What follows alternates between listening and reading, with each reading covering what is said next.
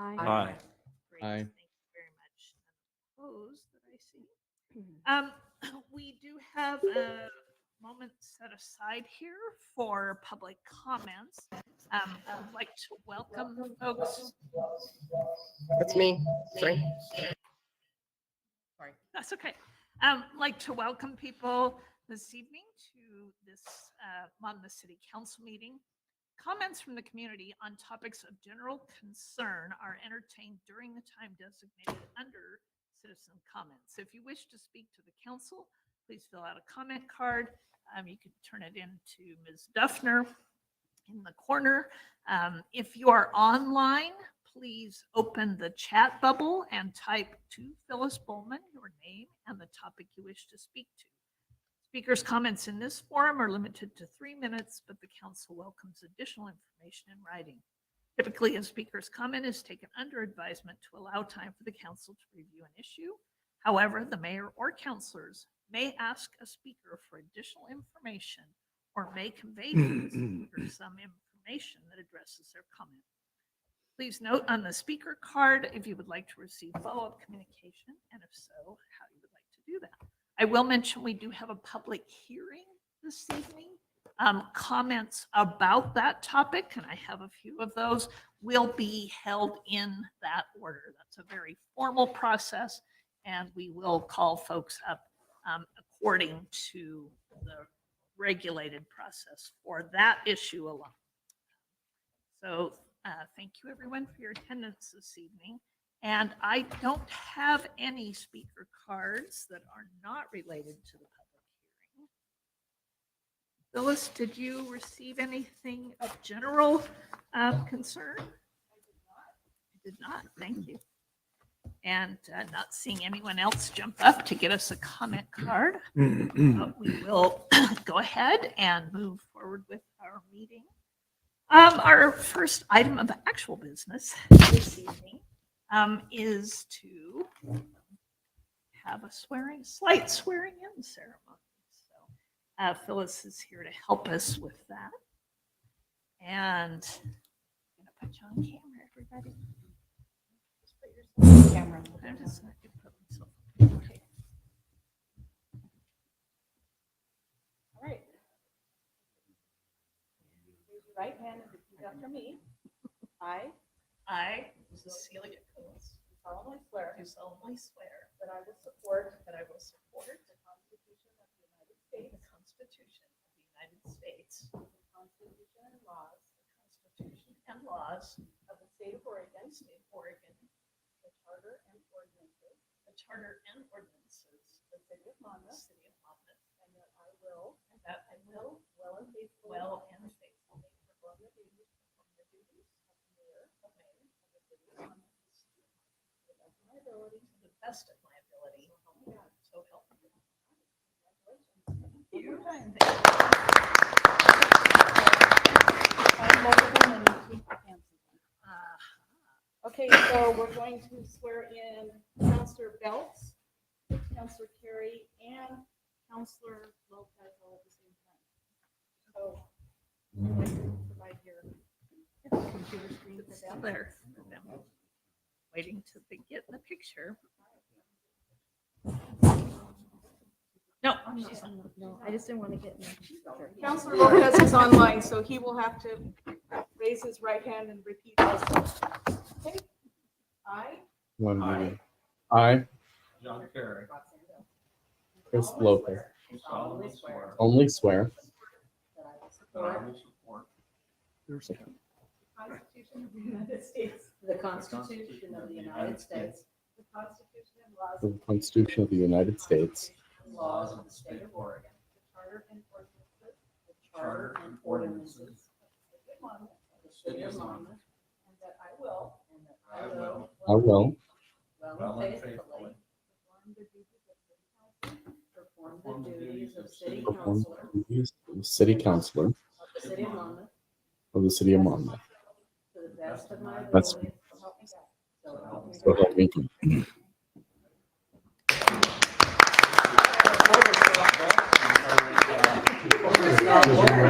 Should we ask her to do them separately? I think Phyllis?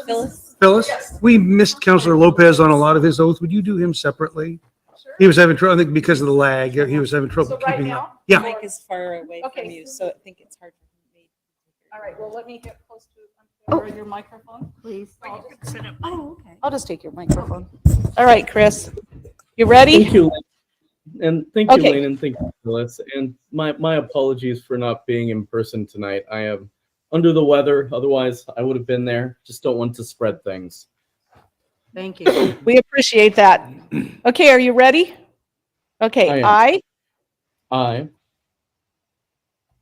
your name, Christopher Lopez, do solemnly swear do solemnly swear that I will support that I will support the Constitution of the United States, the Constitution of the United States, the Constitution and laws the Constitution and laws of the State of Oregon, of the State of Oregon, the Charter and ordinances the Charter and ordinances of the City of Monmouth, of the City of Monmouth, and that I will and that I will well and faithfully well and faithfully perform the duties perform the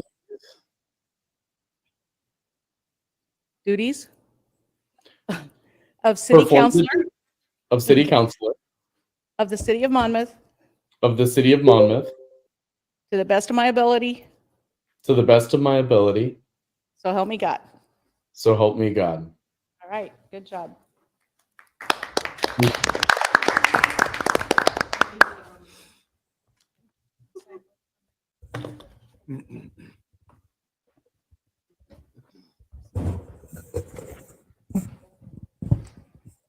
Back to you, Phyllis. I have a little. Thank you so much for that, Phyllis. Our next item of business is to elect a council president, and this person serves in my stead when I'm out, and as well as represents the city in various other capacities. And I would entertain a motion from the floor. as president. I nominate John. I John, second. John Kerry. nomination I for would- John Kerry. I second. Thank you, everyone. Thank you, Councillor Obers, for the motion and Councillor Belts for the second. Do you accept the nomination? I will, yes. Councillor Kerry? Yeah. Thank you so much. Are there other nominations? All right. All in favor? I'm actually going, all in favor, please signify by saying aye. Aye. I And any opposed? I'll abstain. And you'll abstain. All right. Well, I still don't have to break the tie, darn it. So Yeah. Still nothing for me to do on this. Thank you very much. I Mhm. appreciate that. I appreciate your leadership and certainly the wisdom you bring to our council and the ability to schmooze better than any of us, I think is also quite the attribute for that position. Yeah. So thank you. I'll take that as a compliment. Thank you. Which it always is. Our business agenda tonight. Our first item is actually the aforementioned public hearing. It is an appeal of a conditional use permit, which was numbered 22-02, and the property at 421 Orchard Street West. I'm going to ask our attorney, Lane Shetterly, to read the script for us before we open this hearing. All right. This is an appeal of conditional use permit file number CUP 2022-02 to allow operation of a short-term rental in low-density residential zone located at 421 Orchard Street West. My name is Lane Shetterly. I am the city attorney for the city of Monmouth. The hearing will be conducted in accordance with the Monmouth zoning ordinance and state law. Specifically, city staff will first present the staff report and recommendation. The applicant will then have an opportunity to present the proposal and address any issues raised by the staff report and recommendation. For public testimony, we will first ask to hear from people who would like to speak in favor of the proposal. Then we will ask to hear from people who have neutral comments or questions about the proposal, that is neither for nor against. Finally, those in opposition to the proposal will have an opportunity to present their testimony. City staff may then present additional material and recommendations based on the public testimony. The applicant will be given the final opportunity to have the last word. After each presentation, the mayor will ask for questions from the city council. If you intend to present oral testimony, please fill out a speaker card or send a message to the city recorder, Phyllis Bowman. We are recording this hearing, so please also clearly state your name and address when you are called to speak. This will help in preparing accurate written minutes of the hearing and also assist with mailing copies of the decision to all interested parties. If you have written testimony or other evidence to submit, please give that to staff so it can be entered into the record. The city council is required to disclose any conflicts of interest and ex parte contacts that you have with the proposal or the applicant. That is, whether you have any financial or other personal interest in the proposal and whether you have spoken with anybody about the proposal outside of the record of the hearing. Also, city councilors may only participate if they can do so without undue bias, either for or against the application. Do any city councilors wish to make disclosures? Are there any challenges from the audience as to conflicts of interest, ex parte contacts, or bias related to any member of the city council?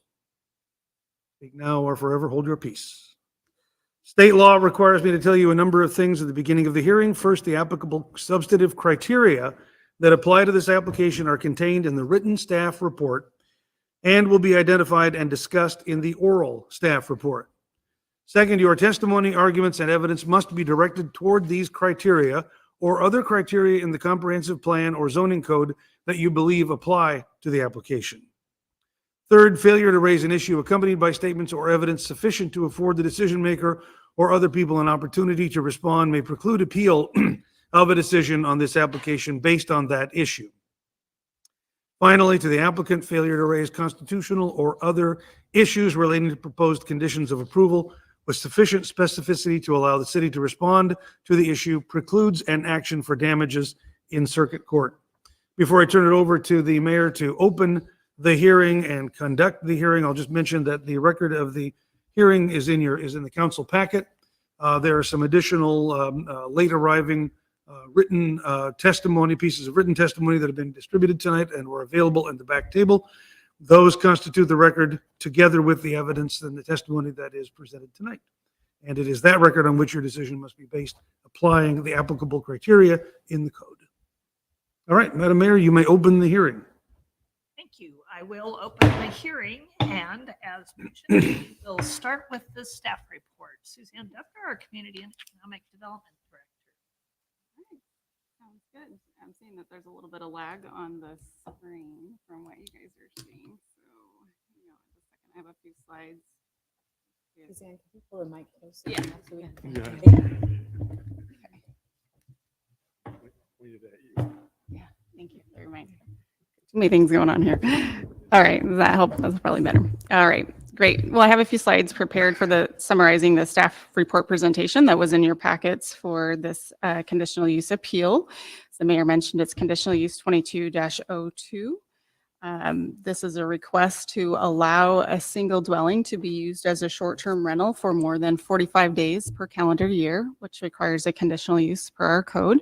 The location of the property is 421 Orchard Street South. Suzanne, if I can, the agenda says Orchard Street West.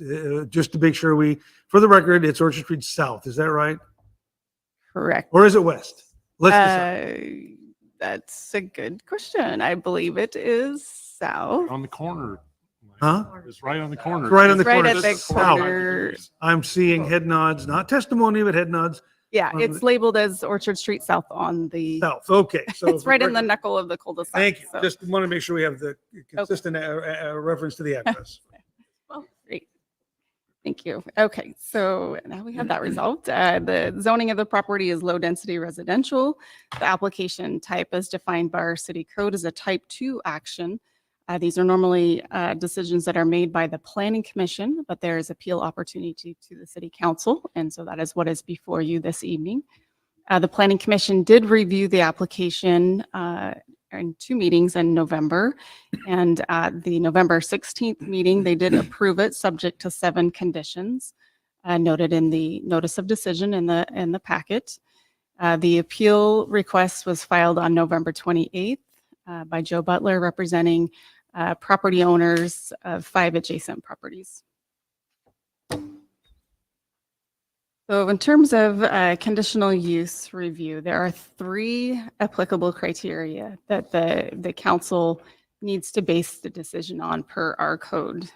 So we make land use decisions for specific properties. They're based on the code criteria and making findings affirming that each one of those criteria can be met. The first criteria is the conditional use that is requested is listed as a conditional use in the zone in which a subject property is located. The second criterion is granting of the conditional use will not be materially detrimental to the public welfare or improvements or residents in the neighborhood of the subject property. The third criteria is granting of the conditional use will be consistent with the purpose of the zone in which the subject property is located and with the applicable comprehensive plan designation and policies. So the staff report includes a much more detailed review of each of these criteria. In summary, going through each of those 3 criteria, short-term rentals are listed as a conditional use in our RS zone. We can find that in Monmouth City Code, section 18.5004008. Under criteria 2, the short-term rental can comply with our 12 code standards that we have adopted for short-term rentals, and those are designed to minimize any negative impacts on the neighborhood. Those 12 code standards for short-term rentals that were adopted with our short-term rental ordinance cover things such as parking, traffic, occupancy requirements, noise, landscaping maintenance, sanitation and garbage disposal, having a local representative to respond to issues or concerns, and prohibiting specific changes to the home that would make it appear otherwise as something other than a residential use. And third criterion in response to that, our findings show that the short-term rental is consistent with the purpose of the RS zone and the comprehensive plan housing policies, which allow for a mixture of other compatible uses in the low-density residential zone, in addition to single-family use. We've received 4 additional written testimony letters since the staff report packet was printed. The appellant has indicated in their statement that the use would be detrimental to the neighborhood based upon testimony from 5 households. These are 9 property owners. We did not receive any evidence of those negative impacts other than the statement from the appellant that it would create an unsafe feeling in the neighborhood from having strangers in the neighborhood. There are no items in the record that show there's evidence of any increased crime or noise, code violations, inadequate transportation or utilities, other site conditions on the property that show the applicant cannot meet the city code standards for short-term rentals, or further that we've had issues with short-term rentals on those specific issues for the ones that have been approved in the city.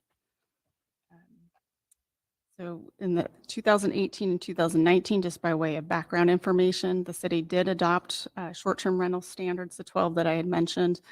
That ordinance was well vetted and researched. We looked at a number of city codes and examples of standards that have been adopted and put into place to protect the neighborhood character. And so those are the 12 standards that are showing that the applicant in this particular instance can meet. If those code standards cannot be met, the city has a right to revoke the short-term rental permits and terminate that. If there are general concerns about city short-term rental policies, those are better addressed through looking at changes that apply globally through a code amendment process. However, the council in this particular site-specific application of the code can choose to amend the conditions of approval. So I'd mentioned there were 7 that the Planning Commission had adopted. One of the concerns of the neighborhood is that, or the appellants, is that the conditional use wouldn't terminate upon sale. And so that would be one option for the council to consider, is to include an additional, an 8th condition that would terminate the conditional use upon sale, to try to address some of the neighborhood concerns about the next person that may take over and whether or not they will abide by these standards. So staff has no objections to including that additional condition if the council so chooses. So in summary, the council alternatives include: you can uphold the planning commission's decision that would be approved subject to the original 7 conditions. You can, as a second alternative to that, you can uphold the planning commission decision to approve and modify those 7 conditions of approval in some way. That explain what the revised conditions would be. This would be the option if you wanted to include the conditional use terminates upon sale. This would be the alternative path that you would take. And then the third council alternative is to overturn or deny the conditional use permit. If that option or alternative is taken, then there would need to be new findings drafted that would affirm the denial, because the staff report findings is currently written support approval of how the conditional use criteria are met. And then lastly, the recommendation from both the planning commission and staff was to approve the conditional use subject to conditions of approval. I've made a little bit of note there about some of the procedural issues and timing issues with making the decision. The city by state law has 120 days to make a final decision, including all appeals on the application. So we're coming up on that clock on February 1st. So there's some limitations on extending the application further from this. And if the council elects to make a decision tonight, we need the applicant to waive their 7-day right to submit rebuttal testimony that they would normally get in these land use proceedings. So Jerlene can guide us along the way if there's questions about that when you're ready for that. But with that concludes my staff report presentation.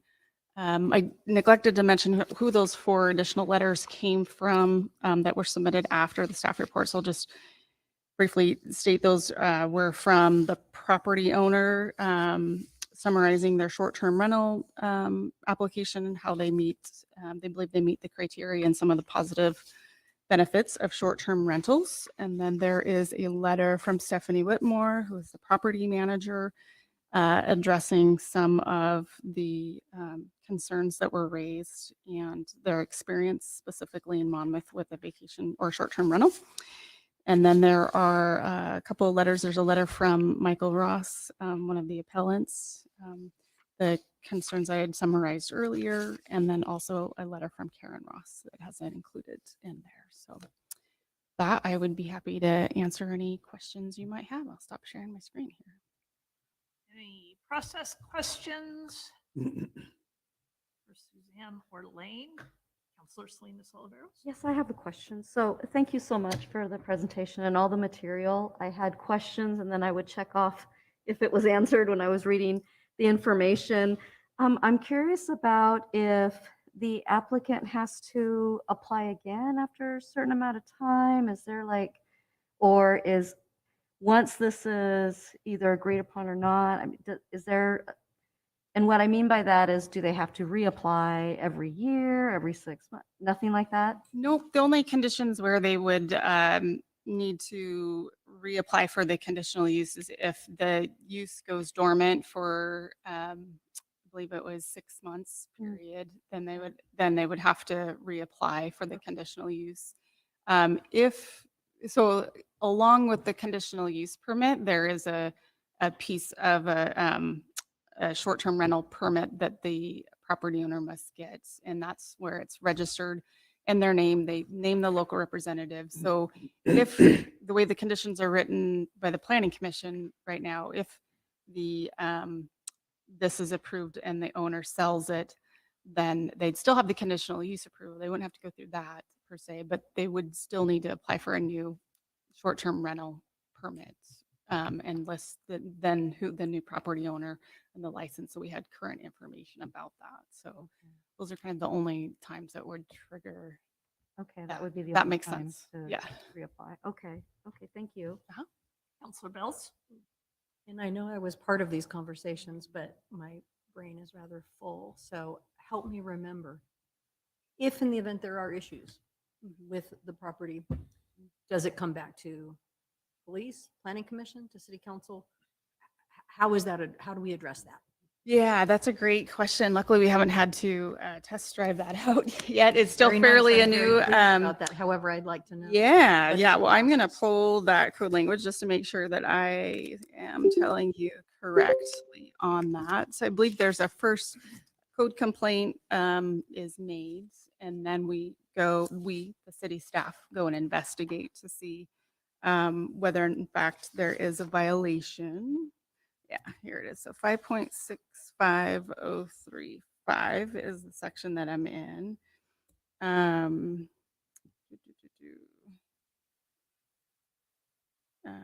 sorry, just skimming through some of this earlier stuff. Yeah, so the city manager may revoke the registration of a short-term rental by giving written notice of the intent to revoke the registration.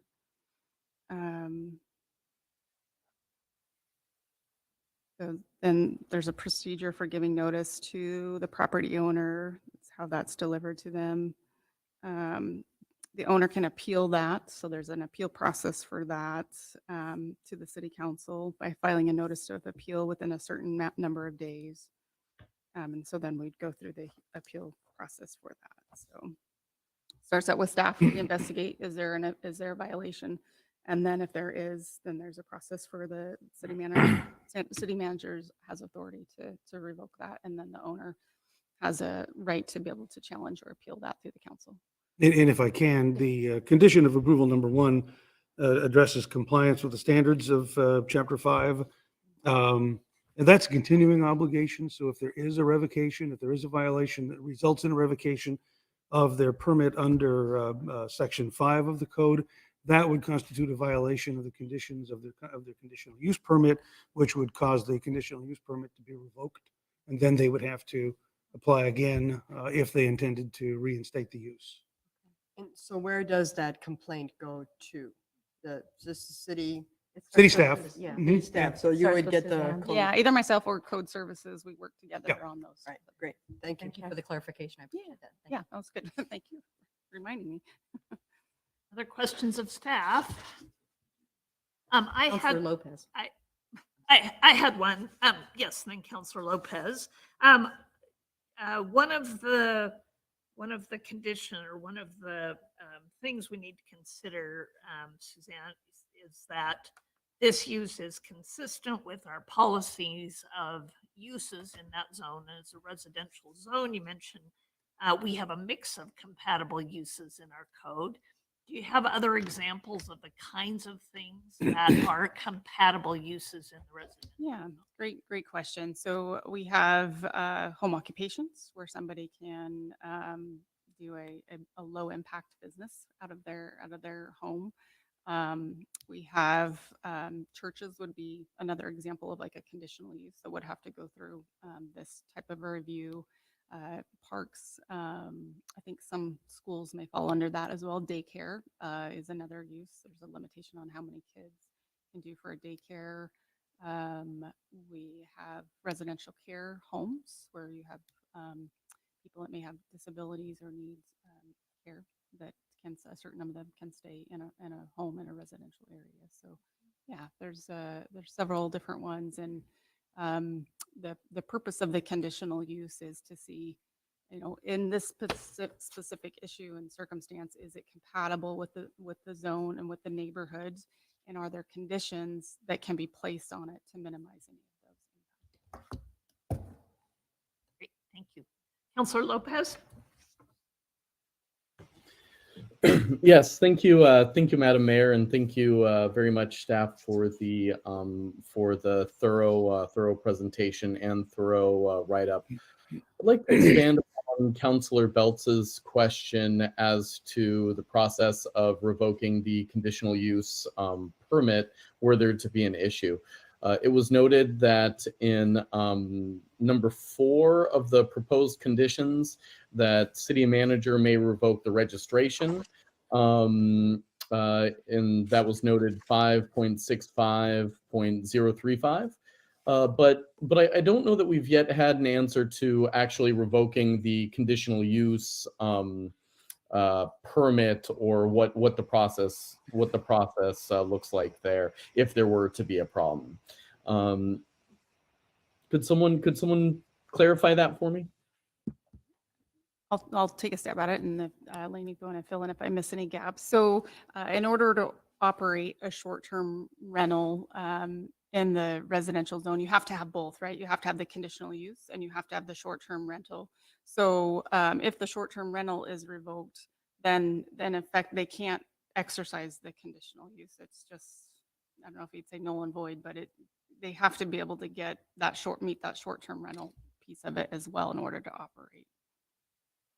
Yeah, thank you. And I do understand that, but my understanding is that the conditional use permit would still be there and is attached to the property. So, if there was a problem, or if there was ever any call to revoke a conditional use permit, is there a process? What does that look like? How does that happen? Right? I understand that it takes both for it to be a rentable property, but if we put this in place here, does it just exist permanently, or that's No, the question. yeah, Chris, let me put that on hold. We, honestly, we've never revoked a land use approval. I think in our experience, it is addressed in the zoning code. Let me take a look at that, and I'll get back to it before you get to your deliberations. Okay, thank you. And then a counterpart to that question is, if whether or not that impacts the potential additional provision that was noted earlier in the presentation of not allowing the conditional use permit to continue with the transfer of the property. Well, I'm not sure if I understood that. That one is self-executing. The conditional use the approval would expire by its own terms based on the conditions of approval upon the transfer of the property. You have the power to declare a conditional use permit non-transferable, period. There's no process to that. Okay, thank you. So if it was non-transferable, it would just be stated non-transferable. There would be no future process needed. That would be an amendment to the conditions of approval. You would approve it for the term of the applicant's ownership of the property, and on a transfer of ownership, then the conditional use would expire. And there's no process to that. It would happen just by operation of the conditions. Okay, that's helpful. Thank you. Counselor Belt? Does anyone remember why we did it that way, or why the decision was made to have it be transferable? Oh, the It's transferability is in our the planning. conditions. Yeah, go Yeah, ahead. it's already in our conditional use code. That's what I was trying to say. Uh-huh. Why was Why that did it- decided when that was decided? Do we know? Oh, we'd have to go back to 1983. I don't know how- I don't But remember think how old it is. remember, I don't know if this is related to your question, but there was a conscious or a deliberate discussion about whether or not these uses should be conditional uses. There was a discussion at one point to just allow them as a short-term rental permit that staff could review over, basically over I the do remember counter. that.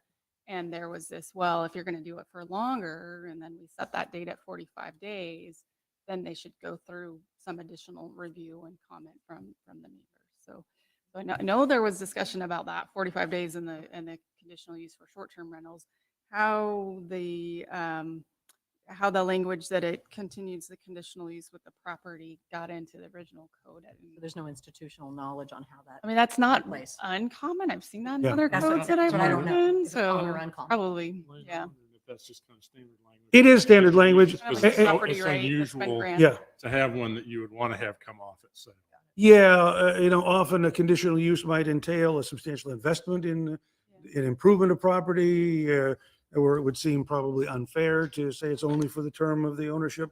Other times, like home occupation, where your approval is very specific to what's happening in that piece of property and the operators of the property, and you're not talking about a huge capital investment, that sort of, opens the door for possibly it being reasonable to condition the use for the ownership of the property by the applicant. There's no hard and fast rule. You have flexibility in determining whether to condition it just to the term of ownership. That bring up any other questions? Yep, go ahead. Well, just a couple that, there are a number of things that have sort of morphed throughout this process. This being one of them, the fact that if the property were to change hands, then the conditional use is, or at least the conditional use is deemed to expired. So that is in an agreement that is before us. And a fair amount of this, I think, is kind of boilerplate stuff. One of the things that I wonder, because I'm concerned about a structure, a dwelling that is periodically occupied, short-term rental, exactly it. There was discussion, and I don't see it here, about a yard service being required, so the place, would look as if it were lived in regularly year-round, all the time, and to maintain the whatever standards the neighborhood would have. And then there was a reference to garbage pickup, for lack of a better term. And I don't know whether those are embedded in the code or because to me, both, I don't want to have, if that's next to me, I don't want to have a yard debris bin sitting out there for 8 days. And at the same time, I'd like to have the lawn mowed because that would be an expected standard in the neighborhood. And if not, then it would set the standard. So I wonder what happened to those in the Planning Commission's consideration, whether they had a substantive reason for not including that or if it just didn't come up. So there is language in those 12 short-term rental standards in our code that address both of those specific issues. Okay. As item 6 says, the lot must be landscaped and maintained as a permanent residence, similar to the surrounding area. And the applicant's statement, which they can speak to as well about which ones they're planning to use for that. They do have a property manager that will be overseeing that. And then item 7 or standard 7, the registrant must provide receptacles for the deposit of garbage and subscribe to a solid waste collection service for the rental dwelling. So those are both embedded in our code. They have to comply with those, even if they're not specifically called out in the 7 conditions. Sure. Yeah. Well, and that's probably as it should be. So that would be covered in condition number 1. Number 1. Yeah. Mhm. Correct? Yes. Yes. Okay, good. Thank you. Anything else? All right, thank you. We are ready to move on, and as mentioned, we will first receive information from the applicant and others in favor. I believe we have applicant in person as well as online. So Kurt Curry, if you'd like to start, go ahead and come on up and state your name and address, and then we'll get to the folks online. Yeah, thanks for meeting today. My name is Kurt Curry. My wife Kimberly Kelson and I, we own 421 Orchard Street South in Monmouth. And we'd like to thank and recognize the Planning Commission for granting us approval for the short-term rental permit. Obviously, we've met all of the criteria necessary that was outlined by the city of Monmouth in order to receive the approval, hence having the approval. Okay, we've checked all the boxes. What's important to know is that we're not pioneers in the short-term rental industry in Monmouth. That there's a family, Capono and Christy Charity Kobolinski. They purchased a home in Monmouth on 353 Brightwood Court. The sale closed on May 11th of last year, 2022. They bought the home. They reside in Hawaii. They bought the home specifically to have it as a short-term rental. Okay. The Planning Commission met in August. That they met all the criteria that was outlined by the city. The approval came from the Planning Commission 5-0 in favor. Okay. We are employing the same property management company that the Kobolinskis have employed, which is Gather Property Management. And Stephanie Whitmore, I believe, is on the Zoom feed, and she's the property manager. Okay. The Gather or Stephanie Whitmore's company hires a local housekeeper to keep, or flip is what they call it, 353 Brightwood Court. That person is going to also service our short-term rental. Okay. Again, not pioneers. We're just asking for what other people have been granted. Same zone, RS zone. Okay. Estimated value, very similar. Square footage, very similar. Year built, 1981. Our home was built in 1971. So it's not like we're asking for a one-off approval. We met, the city set a criteria. We met the criteria. We obtained the approval. We just want the approval to continue. Okay. We just got back. Our daughters live in Arizona. They live in an apartment. They share an apartment. They work for the University of Arizona for their athletic department. We went for a week's vacation prior to Christmas, and we rented a short-term rental through Airbnb. Okay. We brought our mother-in-law. It enabled us to have family dinners cooked at the house. Our daughters stayed with us in the house. We didn't have to get a motel, which we would have been separated anyways. We didn't have to overload their apartment. And it was a fantastic experience, and we look forward to doing it again. Okay. We look forward to providing that same service to people that visit Monmouth, that visit Corvallis, go to the Oregon State games, enjoy the wine country, invest their money in our community. Okay. Visit their kids, have their kids come over. There was a bowl game, the VRBO bowl game, for goodness sakes. So this isn't a new concept. There's thousands and thousands of these short-term rentals all over the country. Okay.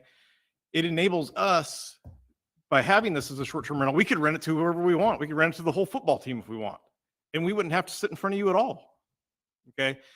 But what enables us to do, this enables us to do is, like we did over Christmas Eve, is have my ailing parents that live in a retirement facility in Salem come and enjoy the holidays with us. Have my mother-in-law that lives by herself in Dallas come enjoy the holidays with us. We reside in Roseburg, just south of Roseburg. We came up so they didn't have to travel down to our house there. We had a wonderful gathering, and then we left. Now the house is available. What's nice is we're going to be able to do that again, because we can block out that time that is important to our family and still have a sense of family during the holidays. In regards to transfer of approval on sale, my understanding is, and I think there's communities that have limited their short-term rentals. Okay, so say for example in Bend, I think it's difficult to obtain a short-term rental because there's a lot of short-term rentals in Bend. My feeling is that the benefit of that is that if we sell the home, say we own the home for another 20 years, okay, say that the city of Monmouth decides that there are too many short-term rentals, which I doubt is going to happen, but it could mean what if this becomes the new Napa Valley and everybody comes in and everybody's hanging out and spending a ton of money? Okay. City says, we don't want to allow any owners to have the short-term rental going forward. Well, this enables us, if, or say that we gift or our kids inherit this property, we have a niche now. We have a permit. We can serve the people that need or want to take advantage of the short-term rentals. And where it may be others don't have the opportunity to obtain a short-term rental permit. Obviously, I didn't write the criteria associated with the short-term rental permit. All we did is we met it. We clearly met the criteria. Okay. All we want is what everybody else received that met the criteria. We paid our $700. We have the yard service. And by the way, if you have a yard bin sitting out there for 8 days, maybe the neighbors need to walk over and roll it up the driveway for you. That's what good neighbors do. But the housekeeper will do it. Our initial contact person will do it. I'll drive up. Obviously, I drove up from Roseburg today. I drove back tomorrow. I wake up at 4:30 in the morning and I go to work. Okay. So if you need me to take my trash off of my driveway, I'll drive up and I'll do it. Okay. I don't live in Hawaii like these people. I live 2.5 hours away. I jump in my truck and drive here. It's nothing.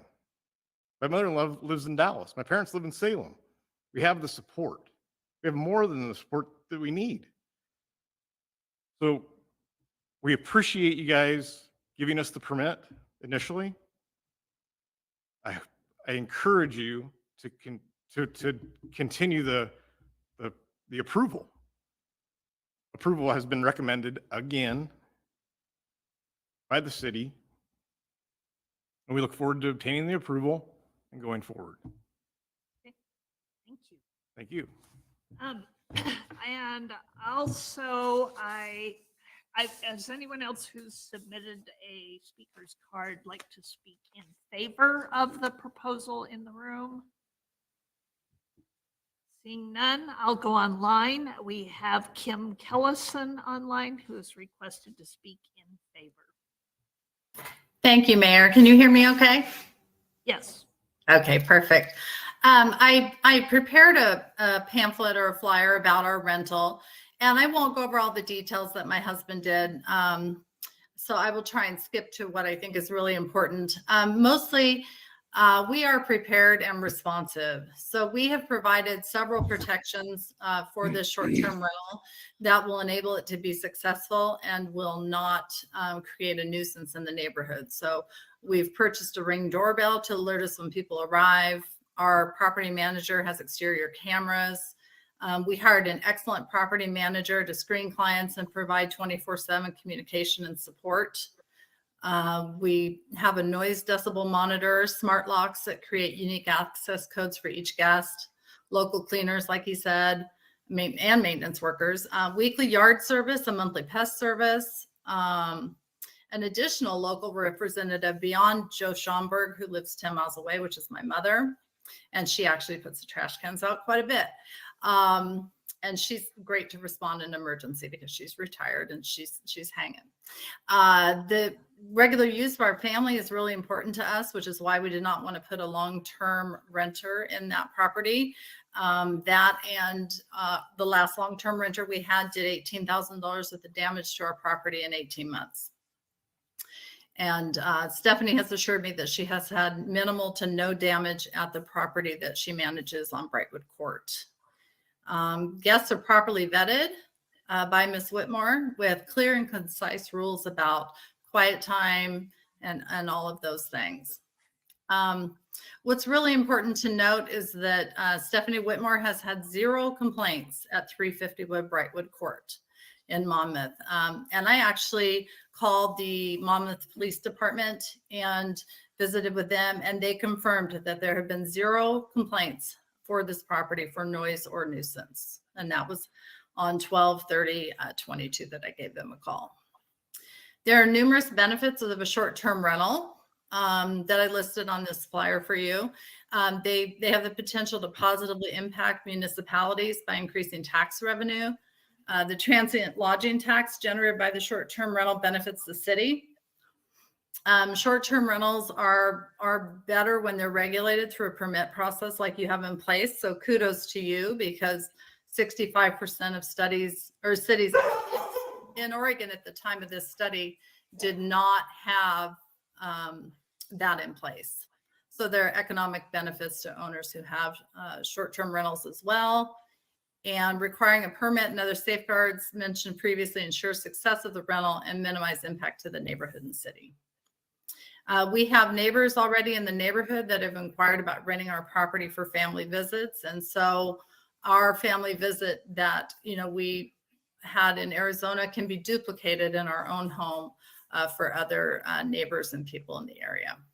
So we think there are a lot of benefits to short-term rental, very little negative impact as, presented by Ms. Whitmore to us. And so we just really encourage you to approve our conditional use permit like you did for the other homeowner that has this permit in place. And, we did the responsible thing by trying to obtain a permit and doing it the proper way. And, just because we're out of town for work, I took a superintendent job in Douglas County. That's really important work in the state and something that I needed to do, but I do love Monmouth and I want to return to my beautiful home to retire someday. So I'm really hoping you approve our permit, and I thank you for your time this evening. Thank you. And I did fail to ask if there were any questions of Mr. Curry, but perhaps Ms. Kellison can answer them. They are the property owners, if any of us had any questions for them. Seeing none. We also have online Joe Schomburg. Joe, if you could please state your name and address for the record and speak in favor of this process. Come on. Can't hear you. Can you hear me now? Yeah. Yes, yes. Okay, I'm Joe Schomburg, and I live at 495 Ackerman, so around the corner from Kurt and Kim's property. I just got a couple things to say. I spoke before to the Planning Commission, so what I had to say before will be sort of reiterated here. But I'm the local rep. I have a rental myself, so I'm familiar with the things the calls that can happen late at night and that sort of thing. I grew up in a family. My parents had rentals my whole life. My dad still has rentals. And I've also been a basketball coach at the college level, so I'm perfectly comfortable responding to, midnight phone calls if something should happen. Been there, done that. And I do want to just kind of mention, after hearing what you folks were talking about earlier, especially the discussion of the revocation of the permit, is interesting because it appears that there's never been a revocation of a permit, which to me is evidence that these short-term rentals in Monmouth have not really been a problem, which is great. There's actually another short-term rental, I believe it's on Clay Street, about 2 or 3 blocks from where I live. And my mother has stayed there before with my sister and my nieces. And it really is kind of nice to be able to have the family come up and have a place to stay in the neighborhood that's not a hotel, where we can visit and do family type of things together. So I'm kind of excited for Kurt and Kim to be able to provide this service to the community. And I walk by that rental on Clay Street pretty frequently when I'm walking my dog, and I've never seen a problem over there. It's always clean and house looks in great shape. And so I don't see any problem.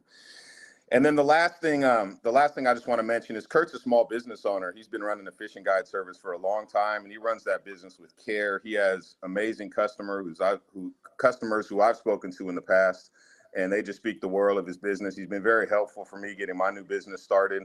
And I see no reason why this short-term rental business that he's starting would be any different. I would expect that he would show the same kind of care and thoughtfulness that he runs his business with, and I would expect to be very, very successful and run very, very well. So that's my family's position. We'd like to encourage you to continue the approval of the application, and I've got a family in the community with little children, and I don't see any reason why it would be a problem. And in fact, I encourage you to approve it again. Thanks for your time. Thank you. Any questions of Mr. Schomburg? I just have one. For purposes of full disclosure here, Joe used to live next door to me, and I've known him for quite a while. Joe, last I understood, you were working a fishing boat out on the coast. Is that still what you're That's doing? correct. This will be, we And had a did you- really successful year one, and a big part of that was to me picking Kurt's brain every chance I got. So do you come back into the valley every night? So that Yeah, you would be so- available in your local, Absolutely. role as And a local manager? absolutely. And if I wasn't in town, my wife's fully capable and willing to run over there. In fact, just maybe a week ago or so, Kurt gave me a holler, and he was coming in and into town a couple days, and a couple days later asked would I put his garbage cans out for him. Yeah, of course. You know, that's what neighbors do for each other. So absolutely. Okay, thanks, Joe. Right. Other questions? Thank you. Stephanie Whitmore is on the line. Did you have comments, Stephanie, or just available to answer questions? Hi. I just wanted to reiterate what Kim was saying about the Bright. Sorry, Stephanie, can you say your name and where you live for the record, please? Yes, absolutely. My name is Stephanie Whitmore, and I live at 1381 North Hazelnut Court in Canby, Oregon. Thanks. Go ahead. So I just want to reiterate what Kim was saying about my property that I manage on Brightwood Court. We have had 119 nights rented since we went live with the property and short-term rentals, and have had 0 incidents. The property is well maintained. I take excellent care of all of my properties. I manage quite a few also up on Mount Hood where there is not a permit process. There's a plethora of Airbnbs up on Mount Hood that get a ton of complaints, trash complaints. Mine are not those. I've had many property owners switch to my company because they see the work that I do in that community where there are no permits, regulations, rules, follow-up, begging me to please take over their listings because they're having so many issues with other property managers not caring about the community. So I'm very community focused. I am not trying to be a big corporation. I am an independent contractor of Gather, who is a bigger corporation, because I need their back office to do all of the background checks and screenings and trust accounting. And it was just more than what I could handle on my own. So I will always be community minded. Take the neighbors' complaints and concerns to heart. I don't want to be a nuisance in their neighborhood. I don't want to disrupt how their quality of life is. So I'm here if you have any questions for me, but I just want you to know that I personally would be driving to the property to address any issues that came up. I'm about 40 minutes away. I've driven down to the Brightwood house several occasions to help a cleaner out, to drop off supplies, to check the condition of the house, to check on the landscaping, including having to bring trash cans in if needed. So if you have any questions for me, I'm more than happy to answer them for you. Thank you. Any questions of Ms. Whitmore? I have a question. Councilor Selena Soliveros? Yes, thank you. Thank you, Madam Mayor. I was wondering about, you said something about screening. And so you do screen the potential renters of each property that you manage? Yes. Okay. And there's a vetting process that Airbnb does where you have to upload your driver's license. We have a follow through on Airbnbs where they have to go into a guest portal that we set up, and we have a list of rules and things that they have to agree to before we will actually rent the house. Okay. Thank you. Councilor Carey? Stephanie, John Kerry here. You mentioned, and I also read in your materials that you presented, that you had rented the Brightwood property 119 nights. I remember that one. I don't remember when you started renting that property. I believe it was August. Of this year. Mm-hmm. So in 5 months, you've had 119 rentals Mm-hmm. or nights of rent. Nice. Yeah. I only ask that because, you know, we're trying to get a sense or a feeling of what the usage of some of these are, and that's a high number. And Yes, it's good to most know. of the guests that have booked the rental have either come in for local sporting events, volleyball tournaments at the local high school, college-related events, visiting family for the holidays that live in the Monmouth area, construction workers that have been working on local projects, some people who had to do business in Salem and didn't feel safe or comfortable staying in Salem and wanted to be someplace that was safer, quieter. No parties.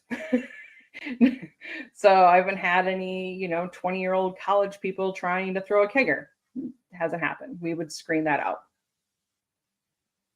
Thank you. Mm-hmm. Anything else? All right, at this time then, I will take testimony from anyone who has neutral testimony, those who are neutral to the application specifically. And I don't have any comment cards from anyone, I believe, in that position. And I don't see that we've had anyone join online. So at this time, I will move to taking testimony for those who are opposed to the conditional use permit. And I'm supposed to start for the appellant. I don't see Joe Butler is named as the appellant. I don't. Yep.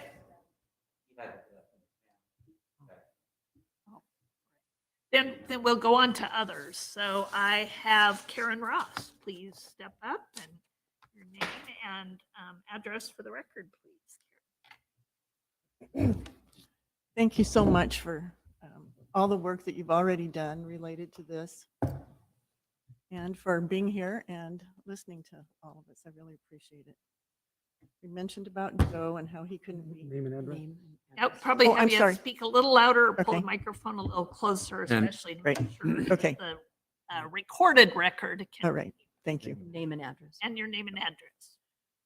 So my name is Karen Ross and I live at 523 Orchard Drive, and it's right next door to the property that we've been talking about. And I am opposed to it.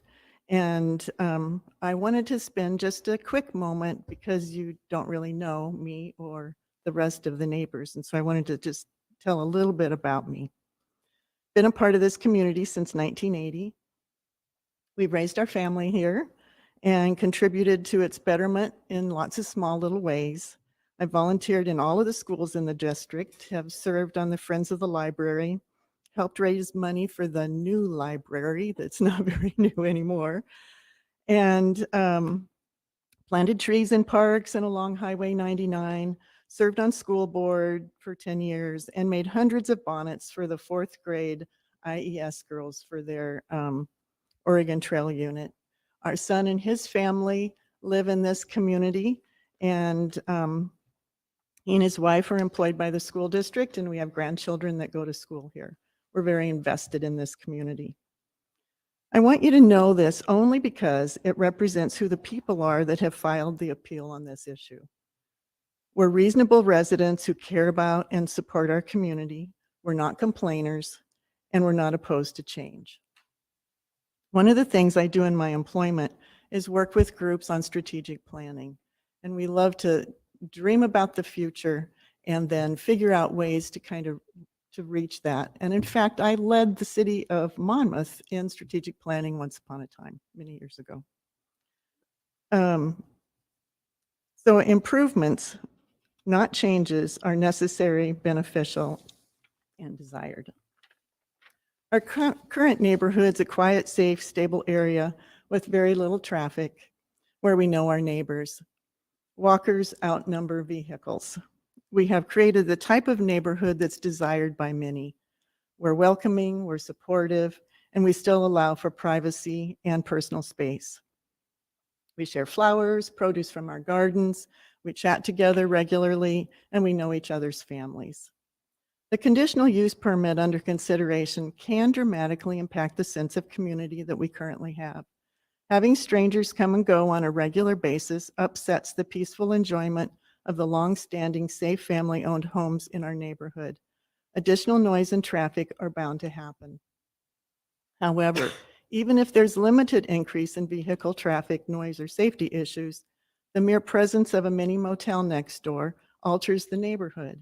It starts to tear at the fabric of community. Neighborhoods are for neighbors, not a short-term rental with a rotating group of strangers. We want to keep this neighborhood full of welcoming, conscientious neighbors that care about their properties and their neighbors. The progress the city's making in many areas is really noteworthy. I've really enjoyed watching what you're doing and reading the things online, and I really have appreciated it.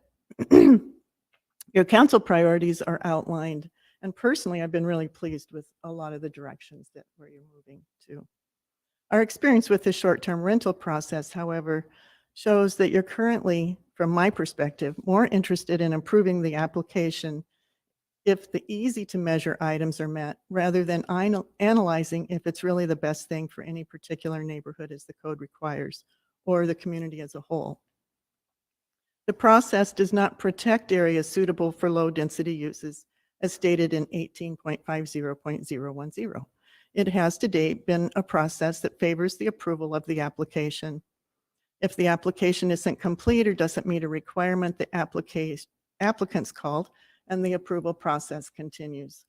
No part of the investigation into the appropriateness of the permit included a review of what the neighborhood's like, what impact it would have on it, or the neighbor's concerns about it. It did not check to determine the accuracy of the information on the application. If your goal is to allow short-term rentals by working with the applicant to meet paper requirements, and if the applicant's house meets the easy-to-measure requirements without consideration of the other code requirements, then you have a process that works really well. If your goal is to limit short-term rentals and to really determines what's best for a specific neighborhood, your process needs improvement, in my opinion. One issue that's a major concern related to the current code relates to the continuation of short-term rentals when the house is sold or transferred. It is my understanding from reading the materials that once the conditional use permit is allowed, it moves forward to the next person who purchases the home. We've been talking about that already. This means that it is not a short-term situation of having various people renting out the home for short periods of time while the owners are gone. It means that it can be a permanent situation even if the owners decide to sell later. It permanently opens the door to a commercial type property operating next door to us in a neighborhood where it does not belong. It can mean that the house becomes an investment property instead of a family home. And this is not congruent with the council goals as I read them. This aspect of the code needs to be changed right away, in my opinion. My specific requests to you include to not allow this conditional use permit. And this has nothing to do with the neighbors and how well they care for their property and how well they do things. They do things very well. That's not the issue whatsoever. To me, it's just that it's not an appropriate use in our neighborhood. To change the code to limit the conditional use permit upon transfer or selling of the property. 3, to review the intent of short-term rentals in the community. 2 people on the planning commission stated during one of the hearings that they did not want one next door to them. Other people in the community have expressed major concerns as well. Communities all over the US are seeing the detrimental aspect of these businesses taking over neighborhoods. And even though we don't currently live in a big tourist area, the impacts can be real and significant. Number 4 is to review and revise the approval process to make sure it analyzes all specs of the requirements and the effects it may have on the neighborhood before approving the application. Don't worry, I'm almost done. In this case, I am terribly disappointed in the goal of allowing small motels in neighborhoods where they don't belong, tearing at the fabric of community. To me, this is not an improvement. Rather, it's simply a change that does not benefit the neighbors, the neighborhood, or the community. And I thank you for your time and consideration. Thank you. Any questions of Ms. Russ? Wait just a second. Stay here, Karen. Thank you, Counselor McKeel. Yes, thank you, Madam Mayor. You mentioned problems with accuracy in the application. Can you be specific to that, please? That's a good question. I think that one of the things that happened, well, I think it's a new process and everybody's trying to figure it out. And not everything was mentioned in the very beginning about what it would really entail for the, what's it called, local representative? Am I getting the right language? And so somebody was put in on the list, and then they didn't realize what they were really agreeing to. And so then they were very concerned about that. And so then that was taken off. In the original application, there was nobody within the community that was, I think you have to be within the community to have the local representative. And there wasn't anybody listed who was going to do that within the community. And so then our understanding was that they called and figured out someone else to do that. So there were several things like that. So it sounds like, though, what they kept doing was trying to make the application meet the requirements. Okay. Yeah. Thank you. Other questions of Ms. Ross? You may be seated, ma'am. Mike Ross.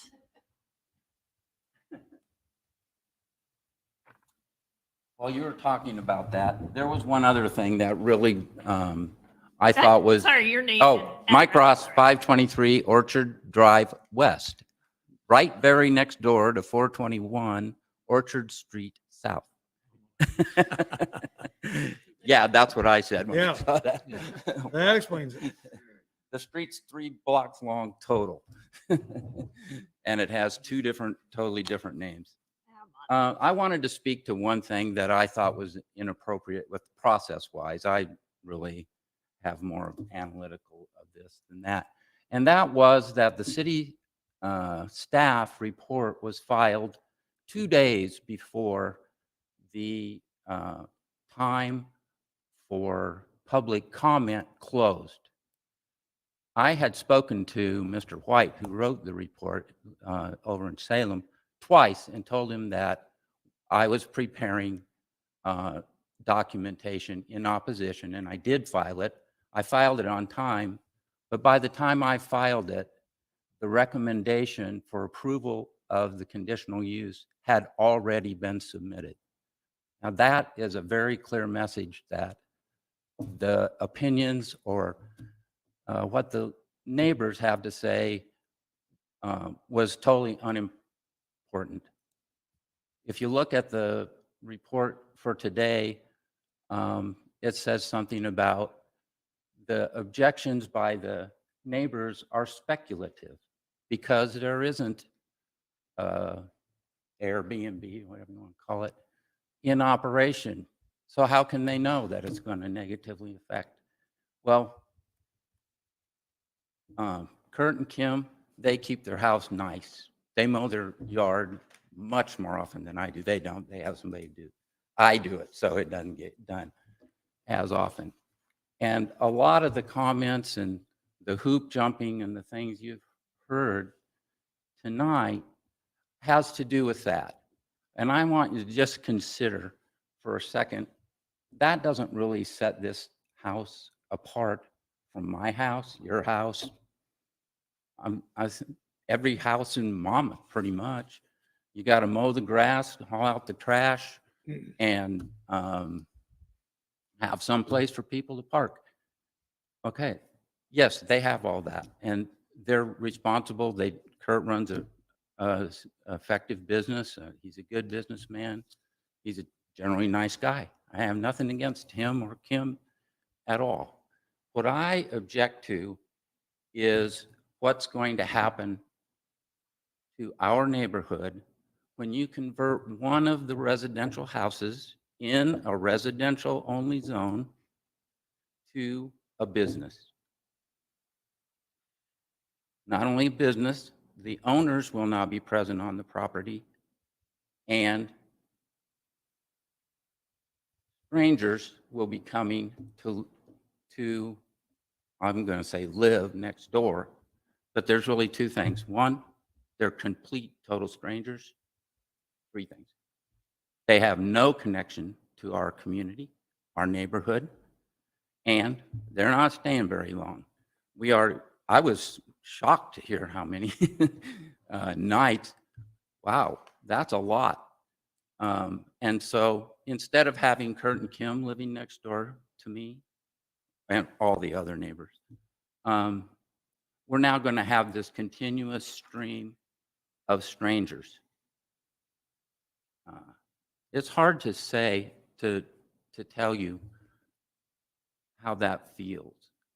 You know, and just think about it. Maybe when you go home tonight, just stand in your driveway and look around. Why is this such a nice neighborhood? Why did we stay in this neighborhood for 35, 40 years? I'll tell you why. It's because we feel safe there. We know our neighbors. When this comes in, we're going to have all these strangers coming and going. That's really the crux of our objection. Okay, I'm done with that now. Now I want to talk about the process at the Planning Commission and the lack of appropriate investigation and facts. Let me just read a little bit to you. I'm kind of nervous in case you couldn't tell. There's really two requirements that must be met in order to approve a conditional use in a residential zone, this kind of a conditional use. One is that the granting of the conditional use will not be materially detrimental to residents in the neighborhood. Section 2 of the staff report refers specifically to this. I don't think there's any question about, it's pretty straightforward language. Okay, so you can grant a conditional use only if it will not be materially detrimental to residents in the neighborhood. You have to make that finding based upon facts presented to you. The staff report, I don't want to take up a lot of time, but the staff report talks about all this property management and mowing stuff. How does that help you to make a decision that it will or will not be materially detrimental to the residents? This whole area has been totally ignored. It was totally ignored in approving this conditional use. And your own rules say you cannot totally ignore it. The next section is section 3. It's very similar. And that, let me just summarize that. It says the conditional use must be consistent with the purpose of the zone, the RS zone. And the purpose of the zone is to define and protect areas suitable for low-density residential use. Define and protect. Well, it was already defined years ago. It was set up as a neighborhood, basically, with individual homes. And so you've got to have some facts, some investigation, something that tells you that allowing this use will protect this residential area. Now, all of the neighbors that signed the petition are telling you this does not protect our neighborhood. This destroys it, doesn't destroy it. It damages it. Destroying isn't too strong. So the bottom line is, to me, is why are you allowing one of the residences in our neighborhood to be converted into a business? It's been a home as long as I've lived there, and even before that. It's Mary and Dick Sorensen lived there when I moved in. He was a professor here at the college. It just doesn't seem to me to be appropriate. That's it. Thanks. Thank you. Thanks. Any questions of Mr. Ross? Go ahead. Actually, but I'm trying to find exactly the language of those 3 items that. I think it's required. Exhibit 1, and it's dated October 26th. The report should be attached in your documents. It's really hard to find things. I know, actually, it's in there. It's just that there's so much in there. Yeah, So if there's a lot anybody can of stuff in there. Find that faster than Is that me. 1825, page 14, is that it? Page 14. Carol, page 14, 15, 16. Yeah. I'm finding it in our packet. Okay. Page- So one is that we have to make sure that, as you noted, that the conditional use, here, granting of the conditional use will not be materially detrimental to the public welfare or to the improvements or residents in the neighborhood of the subject property. So are you saying that having strangers in the neighborhood is detrimental to public welfare? No, just to us, to the residents. Well, I don't know about public welfare. Well, I'm sorry. I Information mean, I on think that. that, yeah, I mean, I think you're public I'm welfare. sorry. Maybe I didn't quite get your question. Yes, I'm saying that. I'm saying that what it does is it reduces your feeling of safety, stability, and security in your home. And why is that? It's because of that stream of strangers coming and going. If somebody comes into our neighborhood who doesn't belong there, someone is going to notice it. I'm sure it's the same where you live.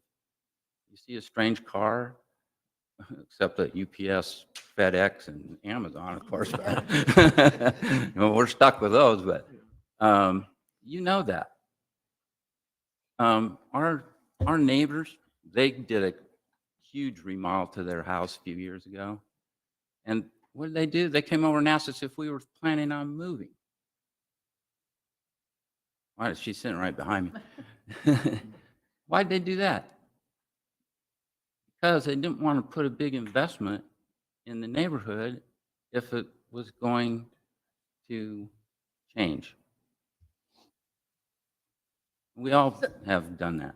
So I have people walking in my neighborhood all the time. Oh, so do that I. I don't recognize. Mhm. So essentially, they're strangers. I mean, there's obviously neighbors that I recognize, and I say hi and they never respond, but that's a different story completely. Carol, So- is that a question? And so the Stick- question, sorry, I'm sorry.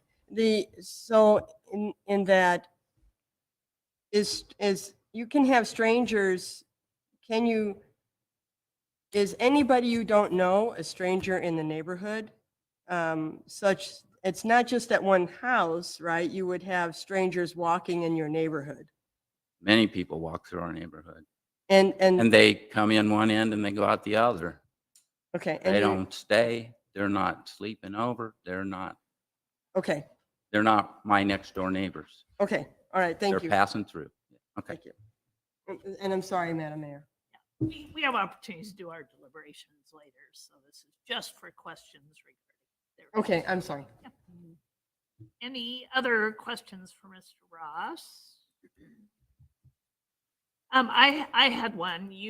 Obviously you lived there at the time that Mr. Curry and Ms. Kellison had a long-term renter and their property, and they mentioned that renter actually did considerable damage to the home, and I wondered. I don't think that was this home. Oh, okay. So you didn't notice anything?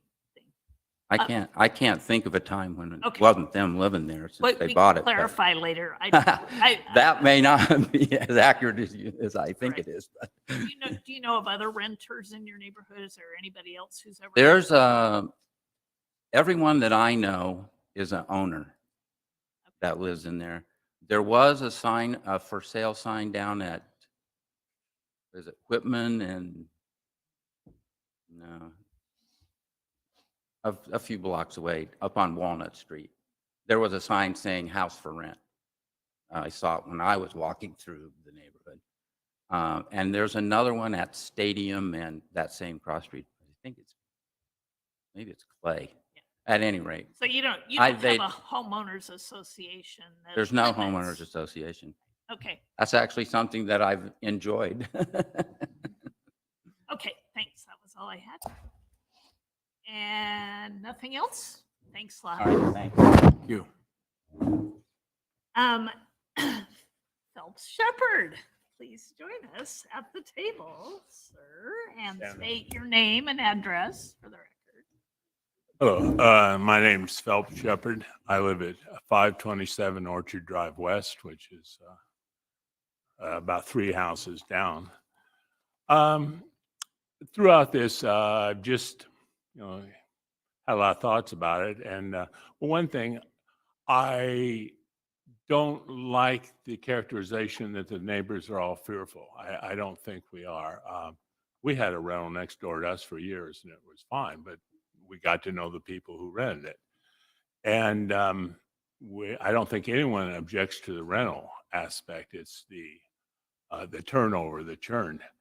But we moved here about 20 years ago, and we looked for a nice neighborhood, place where we had our kids living with us yet. They were fairly young, and we wanted a thing. And I have just always enjoyed walking, and virtually every job I've ever had, I've pretty much been able to walk to work. And so I walked to work virtually every day for nearly 10 years while there. And just while walking, you look and enjoy it, and you come to know a neighborhood. And what I feel on this is not fear, but disappointment and rather saddened, kind of a sense of loss. Like when walking, I used to just love walking at the intersection of Monmouth and Clay, because there are all those big pine trees there. And it's just so beautiful. And then they took the pine trees down. It's just this sense of loss. It just made the place corner much more stark and unappealing. And historic buildings, saddened to see those go. And so I kind of feel that way about the neighborhood. That's what's being done here. When we moved here, we were not looking at it as an investment opportunity. It's, I think, the 4th house that we've owned. We lost money on one, we made money on another, and we broke even on our last one. And so that's all we're asking, sort of somewhere in the ballpark. But we just wanted a neighborhood where we got to know everyone and people knew us, and it was just very good and stability. And I think this will just change that. Again, I guess I was really turned off by the term short-term rental industry. I don't want to live in an industrial area if it's going to be viewed as an industry, but I want a neighborhood. And the Airbnb aspect of it talked about all the benefits, but to the benefits, I think anyone could name just as many drawbacks. A lack of affordable housing for people who live permanently in our community. Housing costs are going up, and things like this are accelerating that. And just to have a house there. But neighborhood, I think, more than anything that really brought it home to me was a couple of years ago, that ice storm. We were one of the picture postcard houses around. We lost 4 big trees and just 2 big maples in our front. But they all fell on the house. They fell on vehicles, everything. And the neighbors came. I mean, just immediately, there were all the neighbors helping, saying, what can we do to help and all. And they did come and help. And it was wonderful. And no matter who's in that Airbnb, I don't think they're going to come and help us on an ice storm or anything. And that's what neighborhood means to me. It's not, again, we didn't view it as an investment opportunity. We viewed it as a place where we could both benefit from the neighborhoods or the neighbors, and that we could hopefully benefit them too. So. Any questions of our former librarian? Great, Thank you. thanks. And Julianne. Shepherd. Name and address, please. My name is Julianne Shepherd. I live at 527 Orchard Drive West. I'd like to just say that I'm going to concur on all the talk of neighbors and neighborhood and feeling of community. And I think with this, I understand the value to Airbnbs. I mean, Kurt does a wonderful description of family togetherness. And I understand that. And maybe I would go visit one of my children and not want to stay in their home and be up the street and do that sort of thing. However, at some point, you have to look at it and you say, okay, we're a low density place and we're opening up Airbnbs. But how many do you want to have? I mean, I didn't see anything in any of this literature or the things that were sent to us by the planning department about how many Monmouth would end up having. And we did, the paper today talked about one on Brightwood Court, I think it was. I'm not sure where, I know that neighborhood, looking it up on the phone, I'm not sure what kind of a neighborhood it is, but it's out in the curve area. So it might not be quite as low dense, it might be low density, but maybe low housing stock too. I don't know that for certain.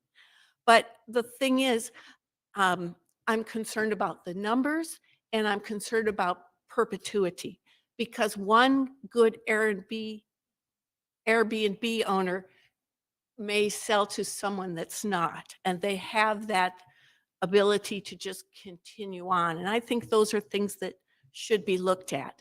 And I also like to think that our city, we talk about our values and community, and I think we want to preserve that and maybe think about our low density neighborhoods. And I understand people need a place to live and we need to have smaller lots and all those kinds of things so that more people can afford good living situations. But I don't know that Airbnb is going to contribute to that. And I think we should just look at some of those items. But thank you for your time. And I'm going to keep walking the neighborhoods no matter what happens. So thank you very much. Any questions for Ms. Shepherd? Thanks, Julianne. Thank you. Lane, there's a comment in the chat and not Oh. everyone can see that. I just wanted, We don't want comments in the chat. right. Yeah. So it's not part of the record, so I'm not going to respond to Can we capture it? It probably should be part of the record. Phyllis capture. Okay, yeah, but yeah, please, no comments in the chat. All the testimony is to be here in the room or verbal if called on or in writing. All right. So seeing no other questions, we do have an opportunity, according to the hearing process, to have the applicant rebut and make any comments regarding any of the things that have come up. So, Mr. Curry.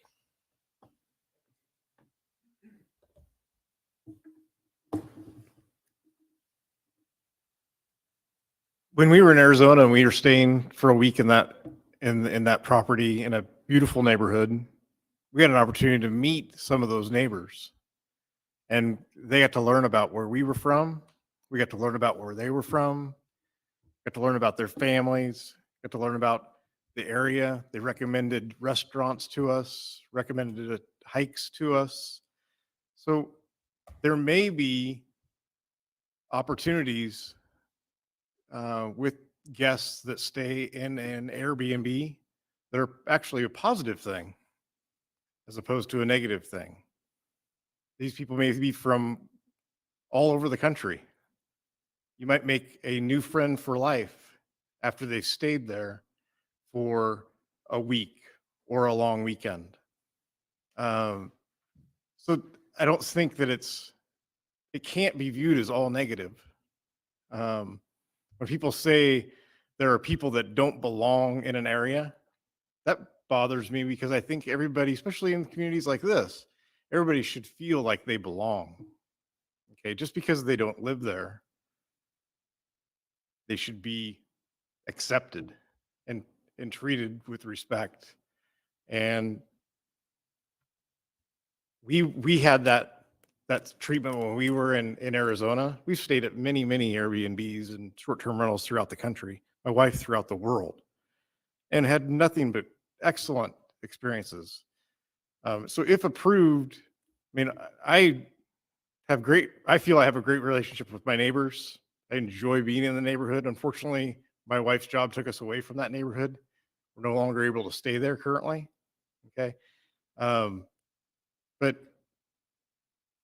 I know that the guests will enjoy their company if they have an opportunity to talk with them over the fence or while on a walk. So I think everybody belongs, and there's some positive things to meeting new people. Thank you. Thank you. And Ms. Kellison, as the co-applicant online, did you want to make your comment or anything else? Yeah, sure. I did add that comment in the chat, Americans, just to clarify that the property we were talking about as a rental was in Springfield, Oregon. So it wasn't this area, but it did receive significant damage from a long-term renter. Yeah, I just want to thank everyone for their time this evening, and reiterate that we have met all the qualifications and requirements for the short-term rental, and including a really good local representative plus a backup.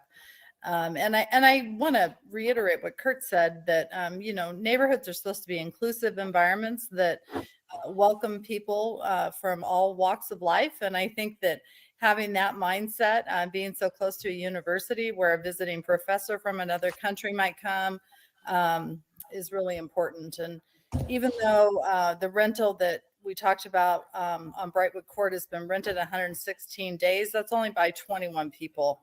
And so it's not been a nightly turnover. So I just wanted to reiterate that they stay multiple days. And I think that's important to note, including, there might be some long-term people like a traveling nurse, or, someone that stays 3 to 6 months, although that is, that does restrict our ability to use it. We do come to the property frequently, and spend a lot of time there. And so, we continue to plan to do that. And I just am asking that you please follow the recommendations on the staffing report and approve this permit, so that we can be granted the same rights that other people in Monmouth have had. Thank you. Thank you. All right, at this time, I'll call city staff back to summarize and let us give a response to any public testimony that may have led us astray here on the code or the issues. Yeah, I don't, thank you, Mayor. I don't believe I have any additional information to share other than just to redirect it back to those 3 criteria that the decision must be based on, that we saw on the slide and we've heard repeated tonight. And if you have questions that you'd like to ask, I'd be more than happy. We would want to see that. Oh, did we want to clarify the kind of on conditional those use? pages that Councilor McKeel referred to.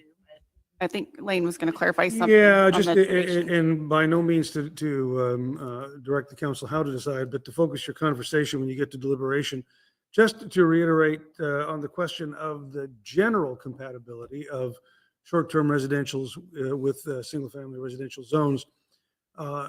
In some respects, the city has already made that call.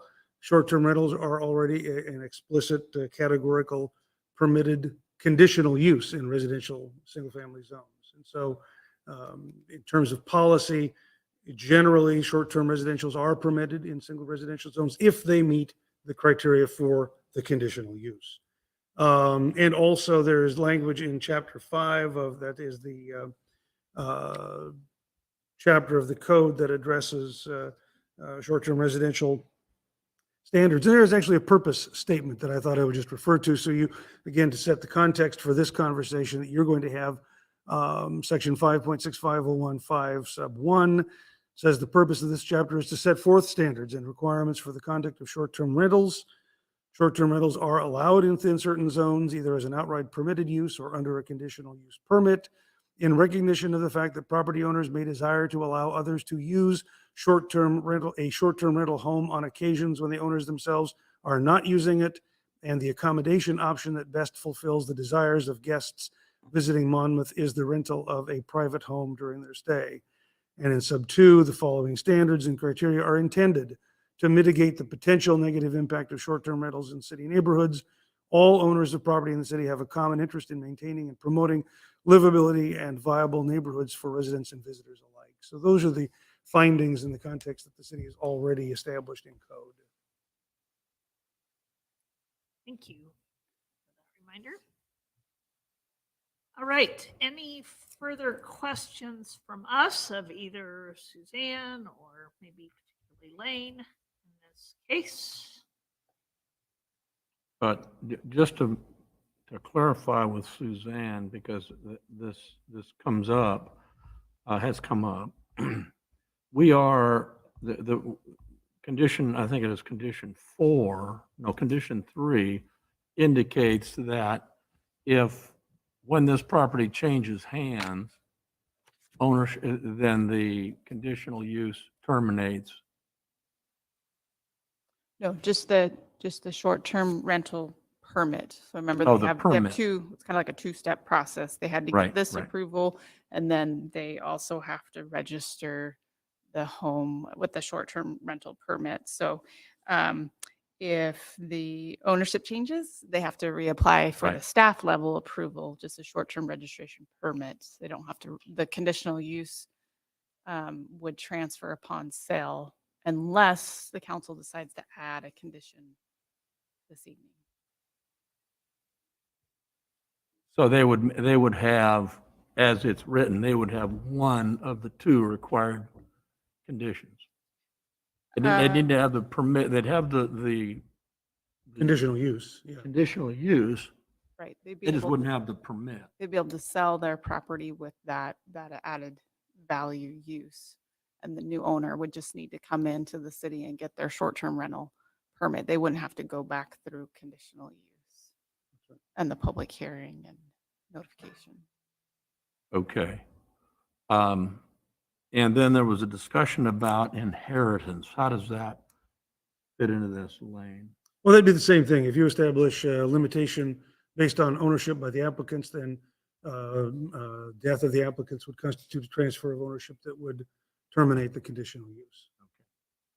Again, unless you fashioned it otherwise, you could say for as long as the applicants and their progeny are the, but typically if you say, as long as the applicants are the owners of the property, then anything that affects a change of ownership in the future, whether it be inheritance, sale, whatever the case might be, would terminate the conditional use permit.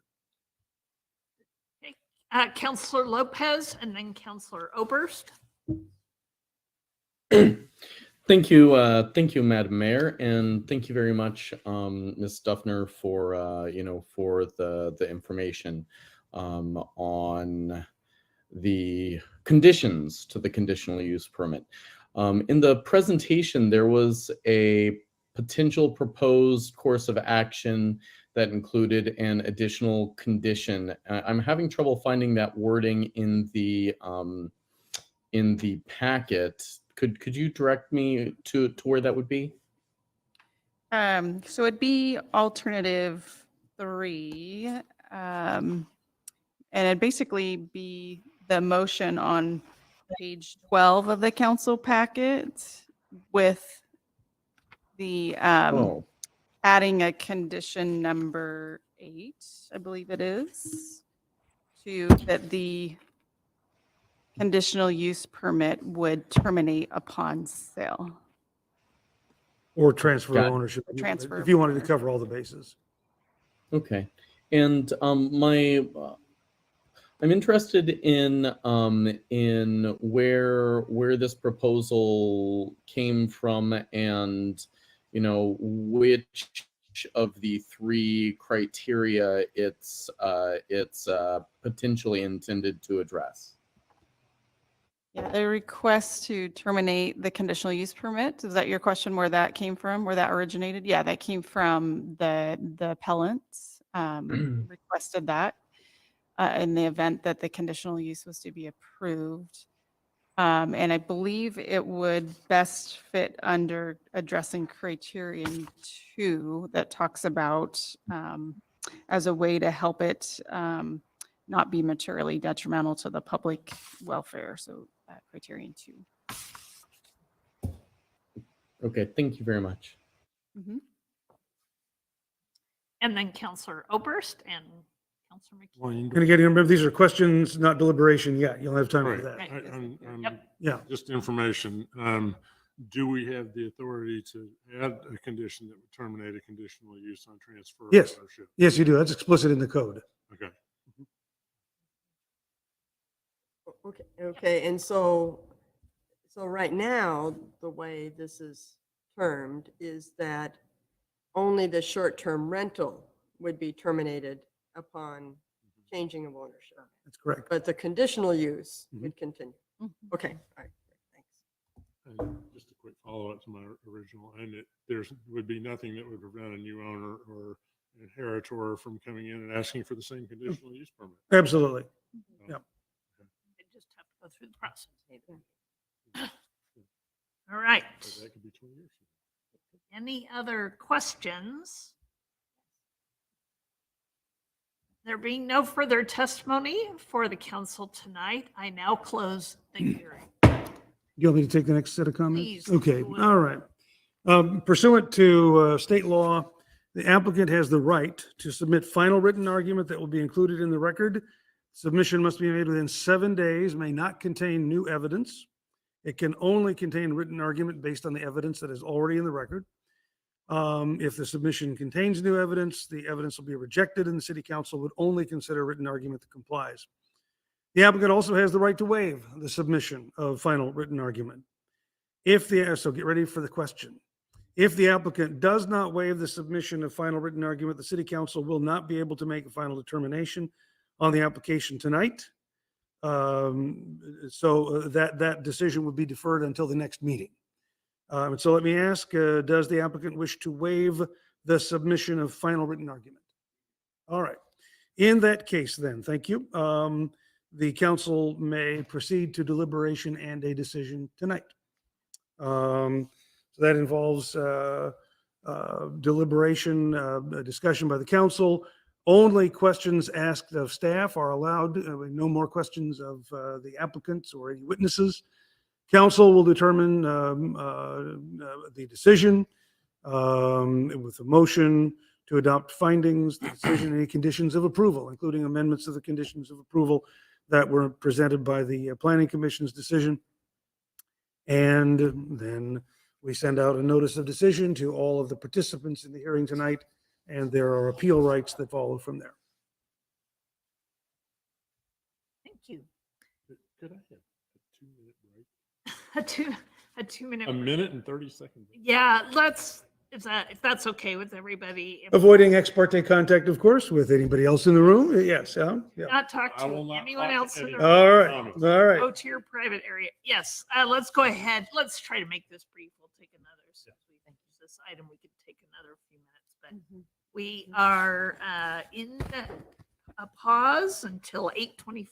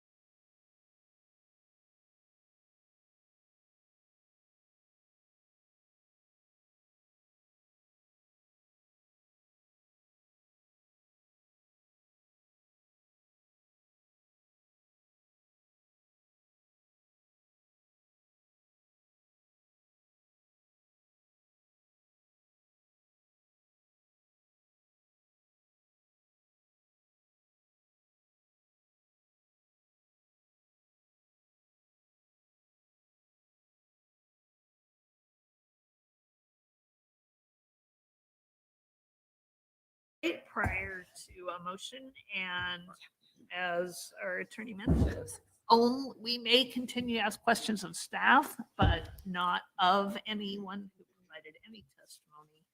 At this point, that record is closed, and as mentioned, the applicant has waived the right to submit additional written arguments, and so at this point, we are able to deliberate and potentially make a decision. Who has thoughts? Oh, we all have thoughts, Steve. Look at this bunch. Are you kidding me? I have thoughts. I'll start with you. So Counselor Opers. I'd like to start by noting that I was on the planning commission when these ordinances first came through, and they were referred from us to council, and council made significant changes to them, and they were put in place. I, at that point, was not a real big fan of short-term rentals for a number of reasons. The whole peer-to-peer industry, be it housing, transportation, whatever, had a kind of a rough start. And there were a lot of horror stories that came out in all areas. It slowly improved, I think, to where it's now, it's the peer-to-peer industry started as a way to dodge regulation in a lot of cases, and now it's been regulated, and so it's behaving more the way it should. As detailed by the owner of this property, these short-term rentals are great for the owners. We heard from somebody at planning who waxed eloquent about that aspect of things, that in addition to being able to come and go and use it themselves, there was cash flow off of it and everything else. So it's great for the property owner. I'm not quite so sure about for the neighborhood. One of my big concerns is the loss of housing stock. That if this continues, if we turn single-family residents after single-family residents into short-term rentals, every one of those that goes off the market is a long-term resident purchasing or renting that property. And so, I have a concern about what is the limit. How many of these do we wind up with? I don't know. I don't know what the answer to that is. But it's not to be decided tonight because that's a policy decision. No, right. And it's not a criterion for the approval in any case. I'm just saying this is a concern of mine about how this all came into being. Somehow we had people being able to visit and stay before peer-to-peer ever became a thing. And it has some different characteristics from a hotel, and I understand why it works for people. The biggest thing that I've seen is that we have to address these criteria. That's the way these hearings work. Is we have a specific set of criteria. We have to apply the case before us to those criteria and decide does it match or not. And that's always the hard part of it. And these ordinances were done several years ago, and when we run into the opposition, frankly, that was when we needed to hear. And that's across land use planning everywhere. And in Oregon, we're seeing a real change in land use in Oregon. We're about to see, we have coming up tomorrow night, a massive change in our zoning ordinance. And I don't know that we've had all that much public testimony around that. And that's what happens over and over and over again. These ordinances come into being. Once they're in, what do you do? And people get grandfathered in with these, et cetera. And that's why I asked Lane the specific question, do we have the ability to tag on the termination of transfer of ownership? Because of the whole, if somewhere down the line we decided to not do short-term rentals anymore, would this one continue on into perpetuity unless we put that in place? And so I just, I asked that question, council in general, to think about. Do we want to consider that for that reason, not knowing how this plays out long term? Is that a question? Are you looking for an answer to that? No, I'm not. question? I'm stating what's going on up here, Okay. Lane. There is an answer. The gears are creaking, but they're, I know I've been all over the place, but this is just kind of of what I'm thinking right now. So thank you for entertaining my my dump of data. I'd like to change that from a rhetorical question to an actual question. He has an answer. Okay, you have an answer. Well, yeah, I mean, if you approve it tonight with no termination on change of ownership. And then, well, no, if you approve it tonight and then you change the code to, let's say, disallow short-term rentals, or to disallow them in single-family residential zone, whatever you want to say. Anything you approve tonight would become a non-conforming use, which would be allowed to continue. Right. As long as it's not made more non-conforming in the future. So whether so you approve it tonight, and at your next meeting you change the zoning code and you say no more of these, this use would continue as a non-conforming use. Unless we put on a termination. If you put on a termination, then it would still continue as a non-conforming use until the transfer of title. That's right. But they'd still have to get the permit. They still have to get the permit, right? And you know, that's once things are in, it's so hard to move them back out. All right, I'm going to go to Councilor Lopez and then Councilor McKeon. Thank you all. Thank you, Madam Mayor.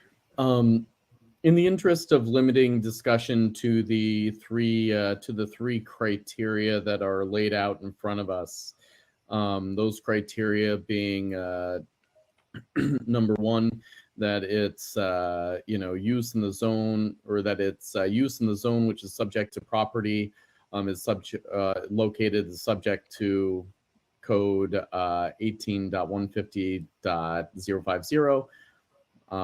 That seems to be fine. And then item 3, that it is consistent with the purpose with the zone in which the subject property is located, and with the applicable comprehensive plan designation and policies.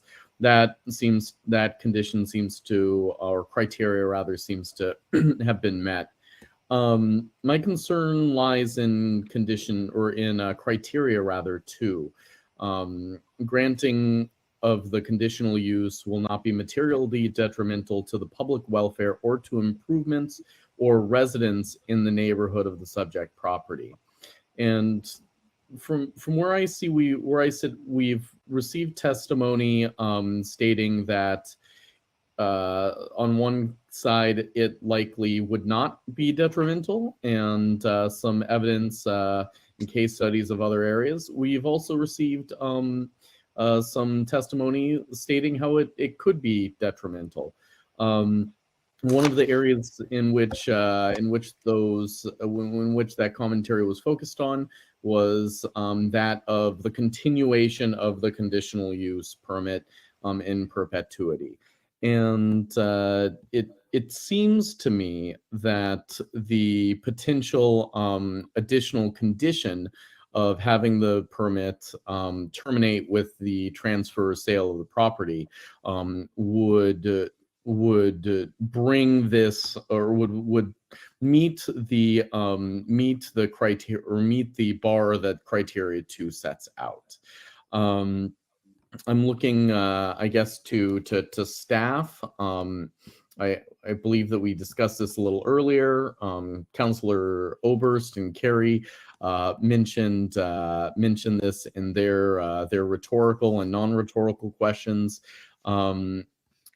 Does that additional condition appear to meet the bar that's laid out in number 2?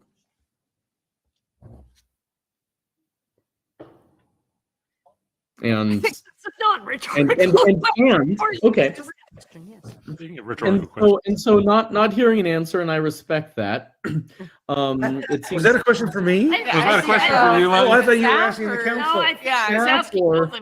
Yeah, well, I mean, really and truly, I think that is a question for the council to answer. You have heard Yeah. conflicting testimony, and I think you get to decide whether you think that the addition, whether, first of all, there is a real issue of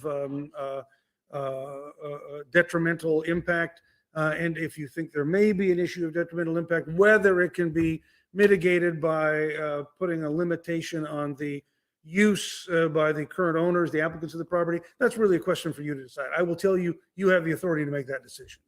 I'm not going to tell you what the decision is, because I think there has been conflicting testimony, and you can decide whether imposition fashioning a condition of approval addresses whatever lingering concerns you might have about the detrimental impacts. So sorry, I wasn't, I heard the question. No. I did not realize you were looking at me. It is difficult when I'm not in the room, and my apologies there. But I can always rely on you for the language that I'm looking for. So that answers my question. And it seems to me, since this is the deliberation period, it seems to me that adding the additional condition would allow us to meet that criteria. That addition or that condition being that this permit would not be transferable upon sale. And even though you didn't ask me, I am going to point out that the staff finding and planning commission finding was that that criterion was met without an additional condition. Right. So I think as Lane is saying, we have the ability to say that helps us feel that it might mitigate concerns, but of the previous finding, which we are discussing, also said that wasn't necessary to meet the criterion. So, but it's on the table. Councilor McKeel, and then I think Councilor Salinas Oliveros. Yes, to address Councilor Over's question about, adding these on more and more, I think we need more data about that before we see this as a situation, because we've been on the council, I've been on the council 2 years, and this is the first time I've had one of these. So I don't see that these are applications that come through all the time. So it'd be nice to see what kind of Airbnb or short-term rental use we have in the city before we Which again start is worrying a about different that. conversation. Right. But just to address Can that. affect our decision. And I think, the wording on number 2 with materially detrimental to public welfare, I think is something that I'm not sure that we need to worry about ending the transfer of the conditional use. So right now, the wording in the planning commission is just the permit for the short-term use is not transferable. I don't think that we need to add the conditional use on top of that. And I don't see how adding that conditional use will necessarily make materially detrimental any better or any worse. Thank you. Councilor Salinas Oliveros. Yes, thank you, Madam Mayor. So looking at the criteria, I think 1 and 3 has been met. I also do think that number 2, granting of the conditional use, that will not be materially detrimental to public welfare or to improvements of residents in the neighborhood. I also think that has been met because I don't, just taking from what I've heard in the hearing from testimony, there's evidence of short-term rentals doing okay, that there's no complaints, we haven't had to revoke, they're not causing any detrimental experiences within the neighborhoods. So we have that evidence. It's not conclusive, but we have some of that evidence. I did not hear that we really have evidence of these short-term rentals not working. Like we have a pileup of complaints and criminal acts or noise or whatever it might be. The evidence isn't there. And I think at this point, we really don't know about how short-term rentals are going to affect our community. We don't have that evidence yet. But what I do know is we have a good permit process that other cities do not. And so when you're asking a person who owns their home, they pay mortgage, they pay bills, what they can or cannot do with their home, would you rather them go through this permit process So we at least see that they are meeting some conditions that will hopefully help prevent some of these detrimental acts in the community?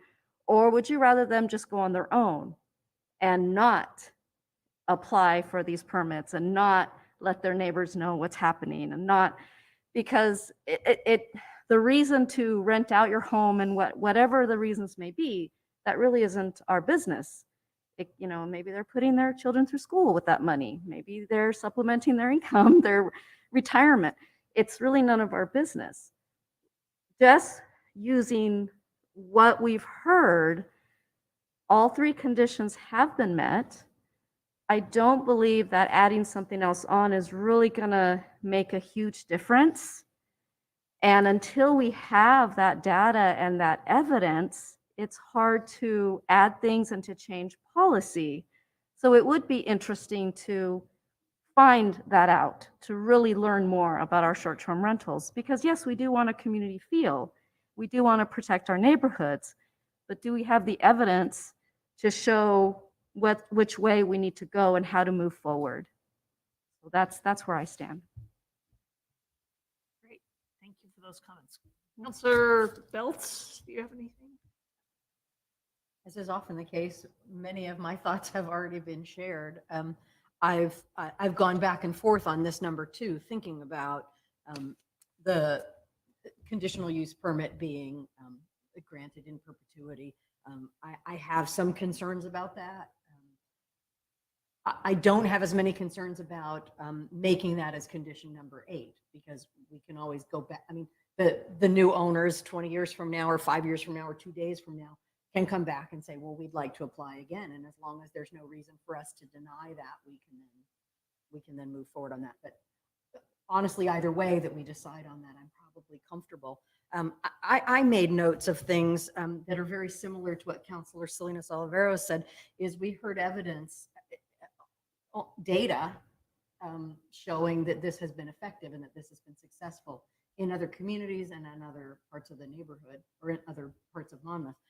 What I didn't hear was any data. I heard concerns, certainly, and I respect that, and fear, and yes, I mean, it happens in my neighborhood too. I mean, I have rentals in my neighborhood. I know that. I've been a landlord, so I understand those concerns, but I also look at the way in which those concerns have been mitigated by meeting all of the criteria and having staff people and having people that'll be available to address those. So yeah, I haven't heard anything, so thank you for asking. Thank you.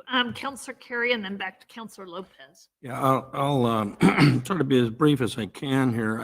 As I looked at this, thanks a lot. I'd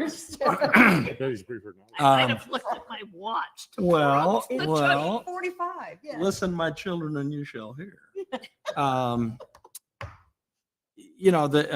of the things that I've looked at on this is sort of where it began. I saw something on the planning commission that first went before the planning commission, and I did not attend that because the anticipation it was going to be here, and I don't have those notes or that even that agenda, I don't believe, but my recollection is this was initially designed to be a situation where the family was no longer going to live in town. Well, things can change. There was an anticipation that they would move back, in the next 2-3 years upon retirement. And obviously those things can change. And so while they'd like to come back and occasionally, the husband's in the area and would like a place to stay, needs a place to stay and do things around the house and so forth. But then along the way, we'll do some short-term rental things, because that's kind of a deal, and in testimony, they have experience with that, and it's been a positive deal. So it's sort of an incidental thing. I'm getting the feel, though, that it may be more than that, and it may be truly an income property sort of a situation, which is where we are is fine. Though I share and this will not impact my decision on this, but I do share the loss of housing stock. I think about the alternatives to, you know, allowing this to move forward. One would be a vacant house, which is never a good thing in a neighborhood. Conceivably, if it were sold, then long-term out of town landlords that have very little control. And if you have any question about that, go back 20 years or 15 years ago down on Gwynn Street. All kinds of problems with absentee owners down there.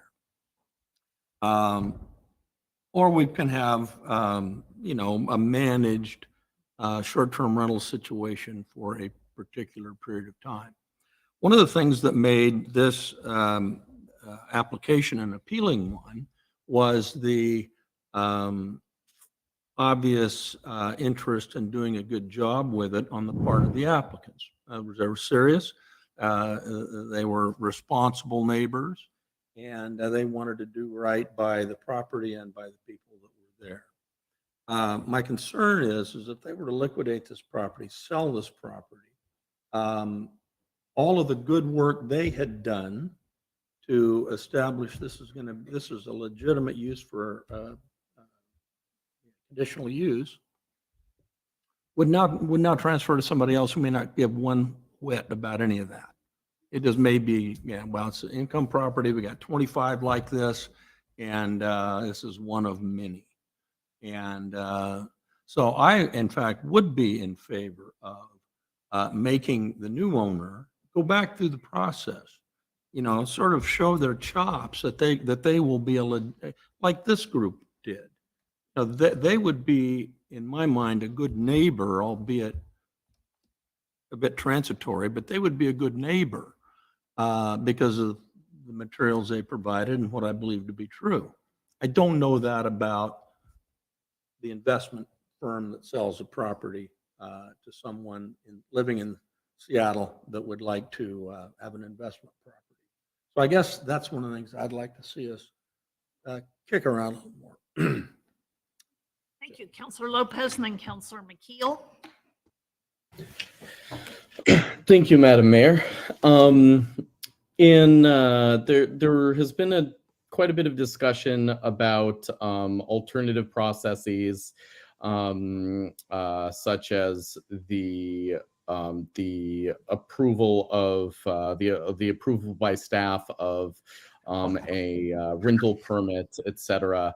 And I don't find that material to this conversation. Currently, we're discussing the conditional use permit and whether or not that will, meet these criteria.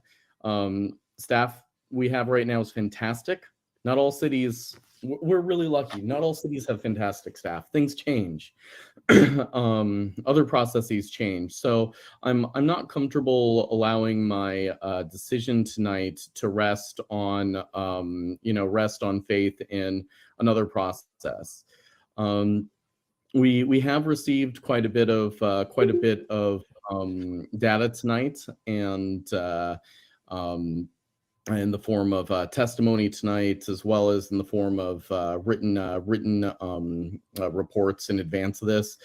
And I haven't seen anything that details what, any kind of case study that has a transfer of ownership, for good or bad, right?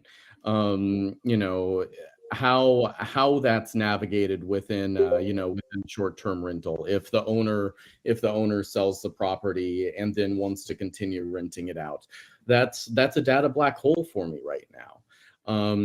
And by leaving this conditional use as is, in perpetuity, lets us fall into that black hole. So you're right. I'd like to lean on Councilor Carey's words that the current applicant has really demonstrated their willingness to be a good neighbor, and their willingness to put in place procedures and processes that would ensure that, you know, the nature of the neighborhood is maintained, and that the property is adequately maintained and doesn't become a nuisance. I'm comfortable with allowing the next individual to own that property if they would want to continue utilizing it as a short-term rental property, to come back to us with that same information. That information's what, you know, what really makes me comfortable moving forward. But I want to make certain that this process remains the check and balance that, you know, that I believe it is intended to. And so, you know, within number 2, I don't believe that it will be detrimental to public welfare.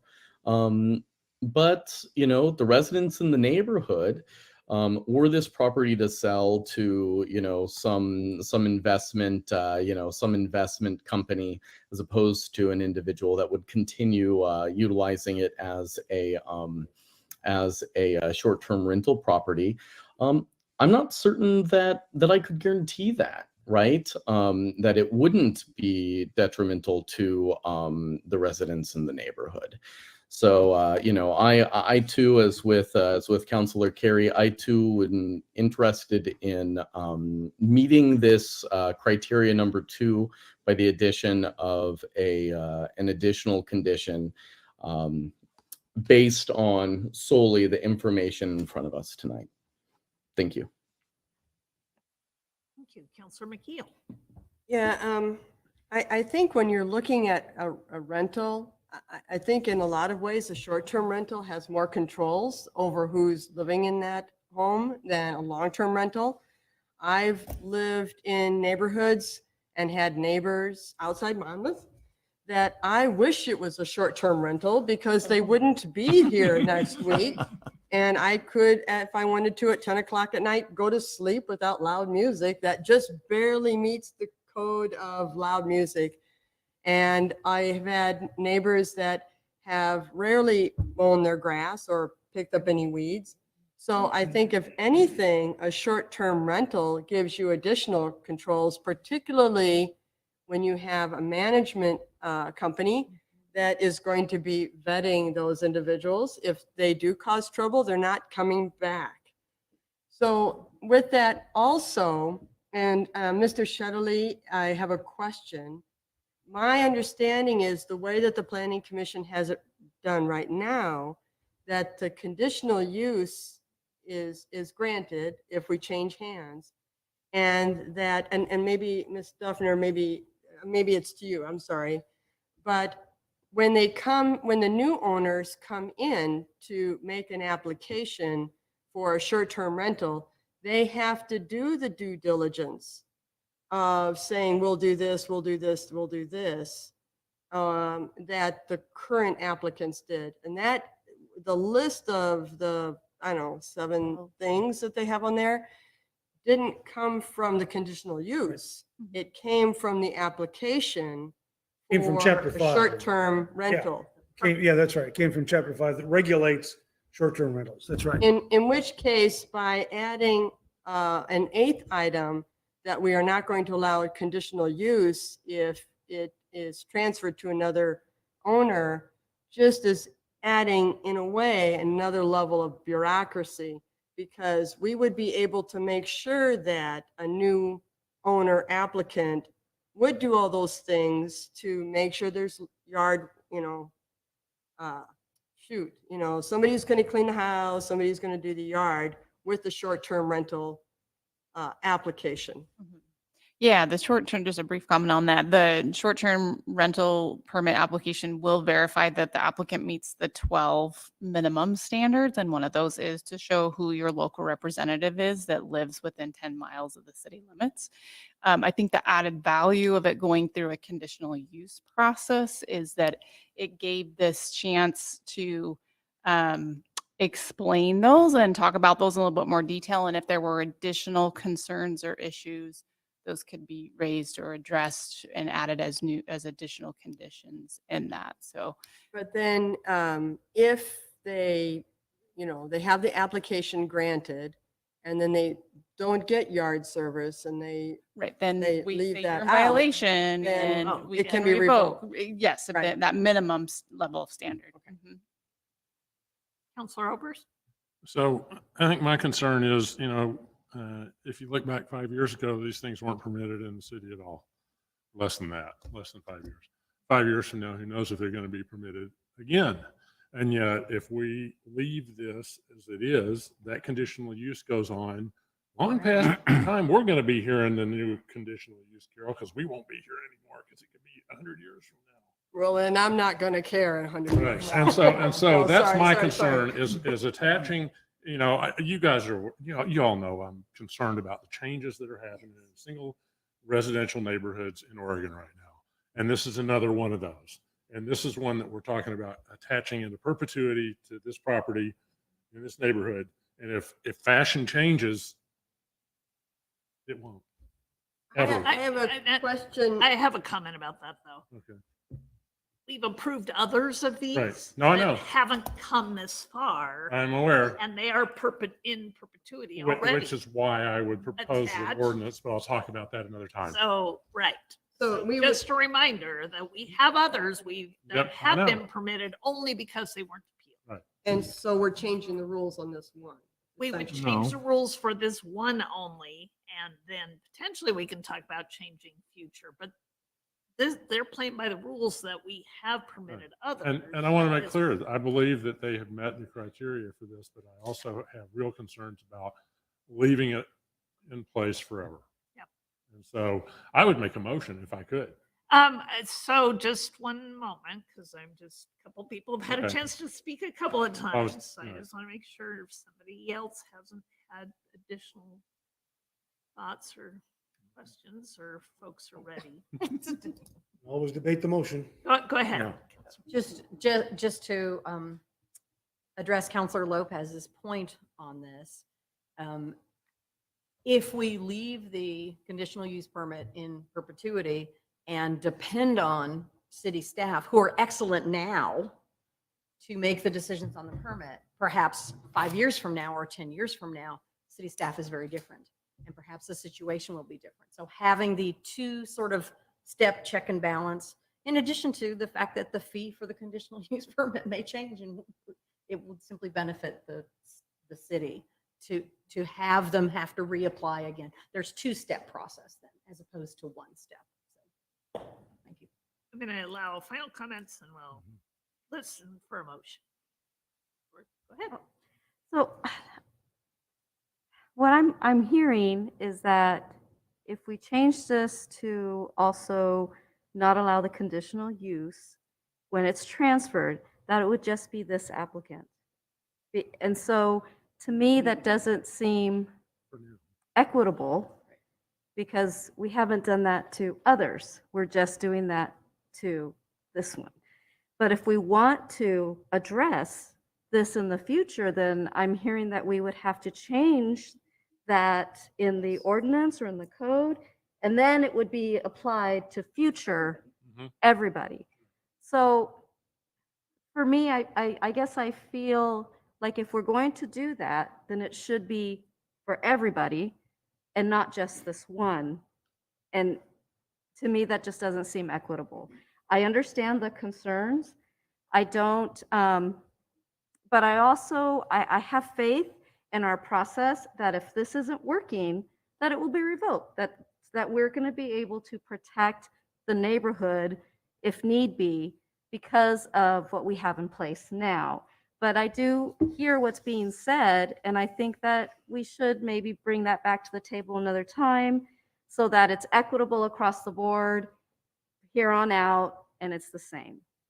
What one could be approved tomorrow? that Okay. Doesn't have this condition. Sure. And if it's not appealed, we don't have the opportunity to put that condition. Okay. It's not in our code.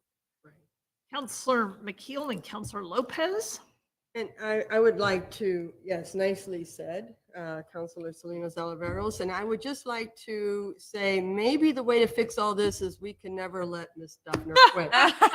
That could be condition number 9. Oh, I don't think that's. And Lane cannot public, retire as its interest. Yeah, right.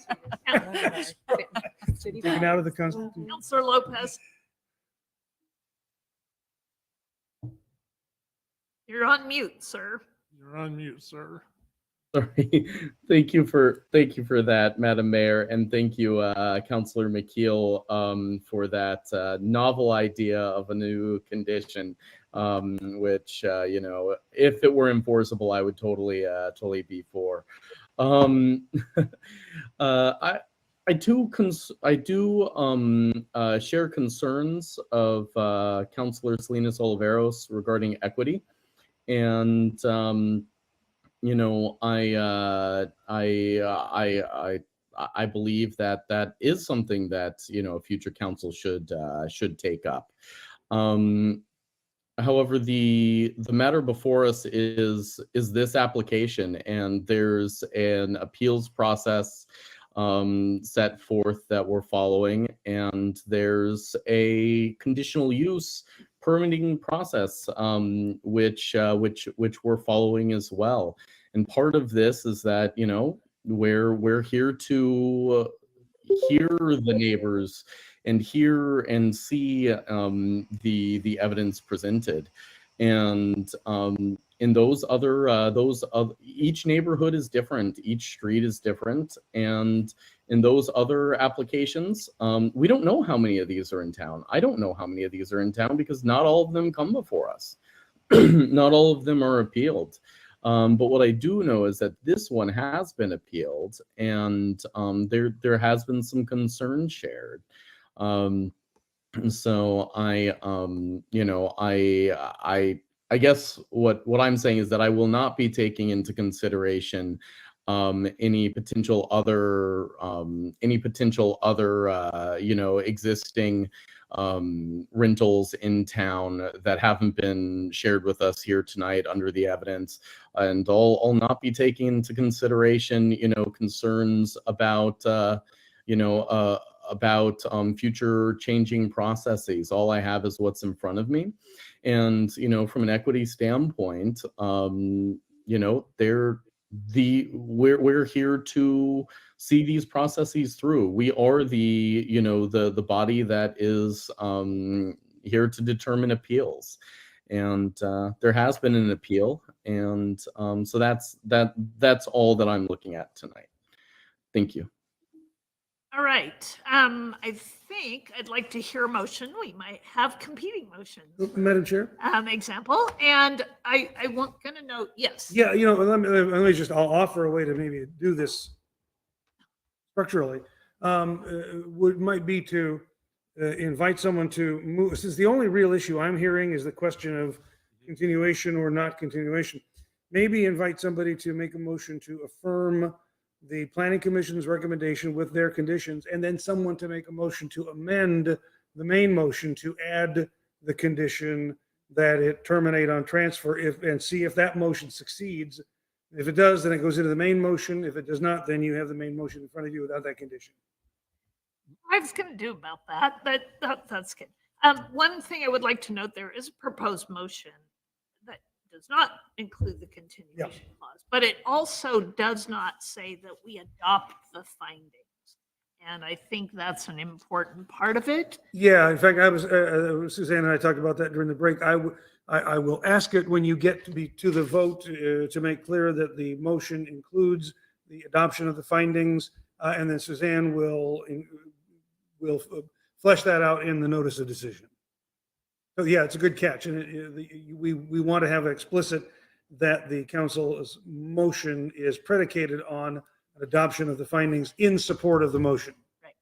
And then whatever we are doing with the Planning Commission's decision, upholding, not upholding, or as Lane said, uphold, and then we could do an amendment to that to add conditions. But I wrote a beautiful motion that includes everything, and if it Please. fails, then we just You could do that too.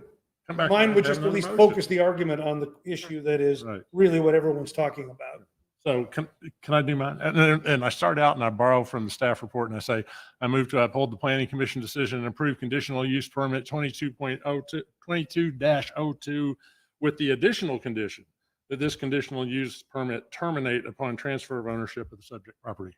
Okay, I'm going to ask you to adopt the findings. Oh, and adopt the As we were findings. just talking about, you were Right. too excited about your motion. No, I thought that Lane said he was going to have. some- I'm going to, Do it now. I That's I fine. would add the findings. I would add a statement about adopting the. Your motion is predicated on adoption of the findings that support the motion that you are. Yes. Okay. Thank you. is there a second. second? for I'll that? second. Thank you, Counselor Lopez. Counselor Obers for the motion and Counselor Lopez for the second. And did I hear correctly that in the motion would be removing or adding Yes. the termination of conditional use? On transfer of ownership. Okay. Thank you. That's what I tried to say anyway, Carol. Yeah, well, I caught it in there. Okay. Yeah, thank you though On for the clarifying findings. with all the changes. All right. Counselor Carey. I'd like to speak in support of the motion because as I go back and read the conditions for granting them, these are, the conditional use for the zone. Subject property is located. Number two, the one we've been wrestling with all night, granting the conditional use will not be materially detrimental to the public welfare or to improvements or to the residents of the neighborhood of the subject property. We've heard a lot of discussion about that, and some of it compelling and some of it for certain, some of it speculative. But this speaks really a lot to this particular application. I don't, because I think with this application, I can say categorically that this use will not materially be detrimental. I can't make that same statement about some outfit, some owner that I don't know. And to your very valid concern about equity and fairness to those that have gone before and so on, I get that. These people appealed this, brought our attention, focused the attention on some additional details that might not have come about at the Planning Commission. Yeah, I don't know that. I don't have any record of that. So we're dealing with the findings and facts and discussions that we've had in this one for this application and this particular appeal. So, and for that matter, when Councilor Obers gets around to, his new ordinance that he's going to come up with, then I hope that it includes Tomorrow night, John. it includes a strong consideration of whether we do this on all. So we can vet the current owner, because right now that's there and Suzanne's got 12 boxes that need to be checked and that's done at the staff level. And these people don't ever get to have a comment. Whereas on the conditional use permit application, it would be more comprehensive. They would have the opportunity to voice. We're talking about including more people. This is a perfect example. And just to, well, it's not material, sorry, never mind. Because we have conditional uses all the time for daycares and home occupations and adult care homes. So we would want to talk about whether or not that termination applies to all Sure. conditional Sure. uses Sure. in the zone, Focus blah, on blah, good blah. point. So just for your all thinking process, you got to think of that as well. I'm just going to I think we've all made your comments and I'm going to ask that I'm going to ask for a vote. And then if it gets voted down, then we start over and have another right. conversation. That's right. I think if it does get voted down, there's a simple motion to be made. So that was why I went against Counselor. Phyllis, do you need to do the roll call on this vote? No, this is, do you want me to do a roll call? Yeah. Wayne says yes. Yeah, I think so. It's going to be a split vote. I predict. All right. Counselor Salinas Oliveros. It's an I, as long as we revisit the conditional use. Can't What have a else? conditional I. It's an I. No, it's an Yes or I, no? it's an I, and I Conditional. trust that we will do Yeah. this for everyone. Counselor Oberst. Aye. Counselor Belts. Aye. Counselor Carey. Aye. Counselor Lopez. Aye. Counselor McKeel.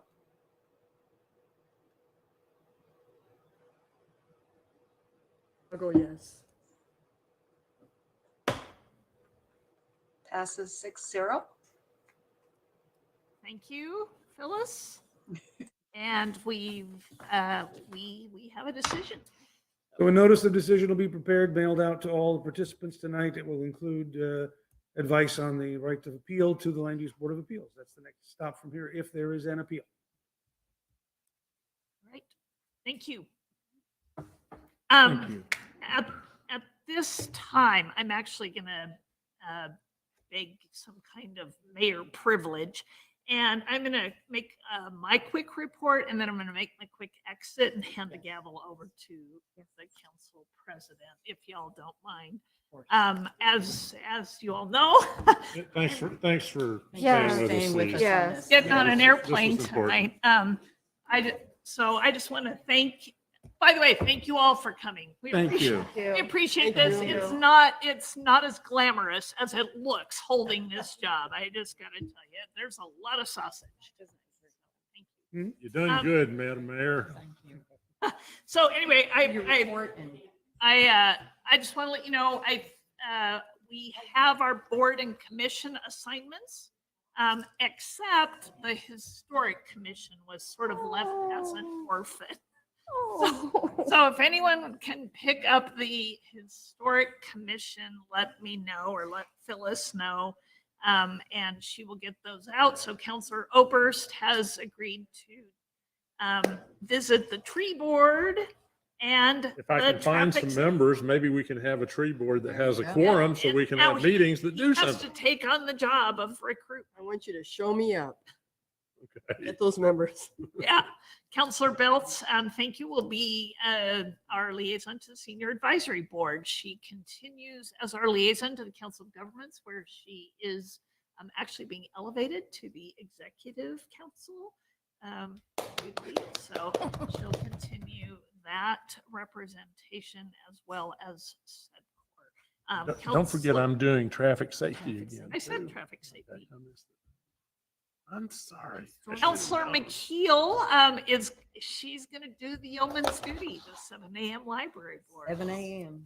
We appreciate that. We also appreciate there's a certain amount of expertise in her household on these issues. Right. So she might, Two members of the family. that two were- members of the family who are library experts. Counselor Salinas Oliveros continues to be our liaison on the PATHS board, which is our homeless pilot program in rural Polk County, as well as moving to the Arts and Culture Commission. And Counselor Lopez is going to get to be the guy who gets to cut the ribbon on the skate park as the liaison to Parks and Rec. Yay. Counselor Carey has taken one for the team. He will continue on the planning. We cannot thank him enough. No, that is awesome. And I will be joining the Minnet board as our council Oh, good. representative to that organization. So thanks again. Counselor Lopez. Madam Mayor, and was that the Homeless Alliance as well? Oh, yes, sorry. And Counselor Lopez is also the Mid-Willamette Valley Homeless Alliance, our continuum of care. He continues. So, historic commission. Oh, I know, that breaks my heart. Rebecca's people, I love them. So thank you know for that. that. I did want to report that. I also want to thank you all very much for your support, as I am going through a little bit of a family thing right now. And so beautiful flowers that I received, and thanks for all your love and support. But I am going to excuse myself and hand the gavel over. So thank you so much, Counselor. Travel safe. Yes. You know how that thing works, right, John? What? You know how that thing works, right, John? The gavel? Yeah. Gavel. Yeah. This is Like the, a 5-minute recess. this is the, How's that? yeah, there you go. Yeah, we better. We Take gotta care, move Good around. first Yeah. decision. Yes. Yeah. Mayor Pro Tem Carrie. Yes. Yeah, I'm out of state too, so there you go. Oh. You're it.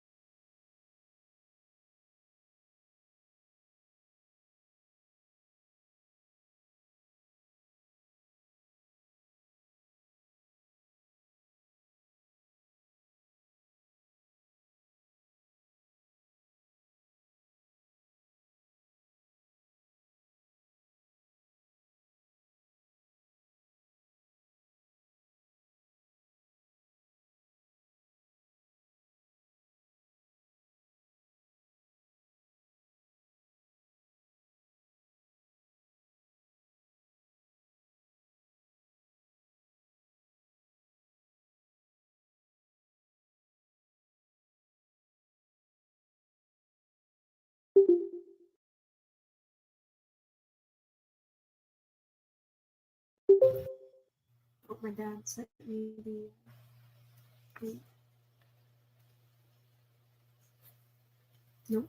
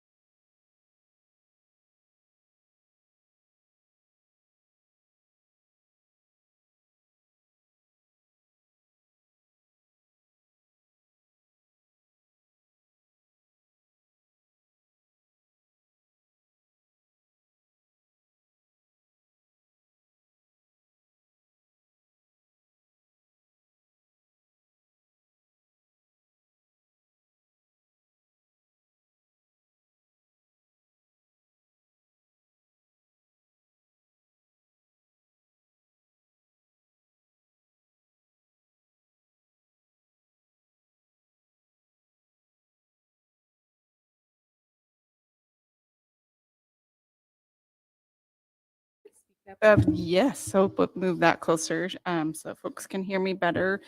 Yes, this is consideration of adoption of ordinance 1407, first reading. You had a public hearing at the last council meeting to consider adopting a substantial amendment to the Monmouth Urban Renewal Plan that would increase the maximum indebtedness, extend the duration, add a couple of small properties to the boundary, change some of the findings of fact in the planning, the urban renewal plan, and update the list of projects. So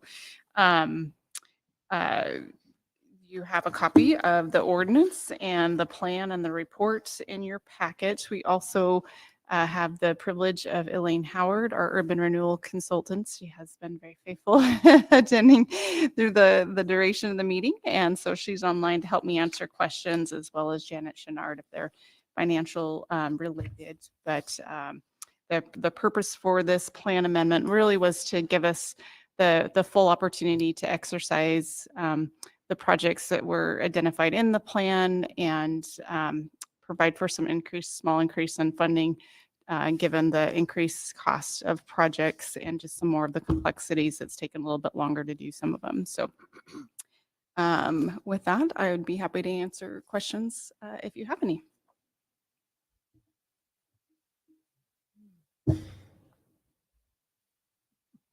I have a couple questions, but I'm not sure if they're appropriate questions. This is just about the ordinance tonight. The plan you've already approved, right? It is. Just about It's a what? First reading. Ordinance, yeah, right. So I guess a couple of questions that I had, and so was looking at the financial costs that would be to some of the other agencies in town. So like the 4-H garden group that is going to lose, I had page 113.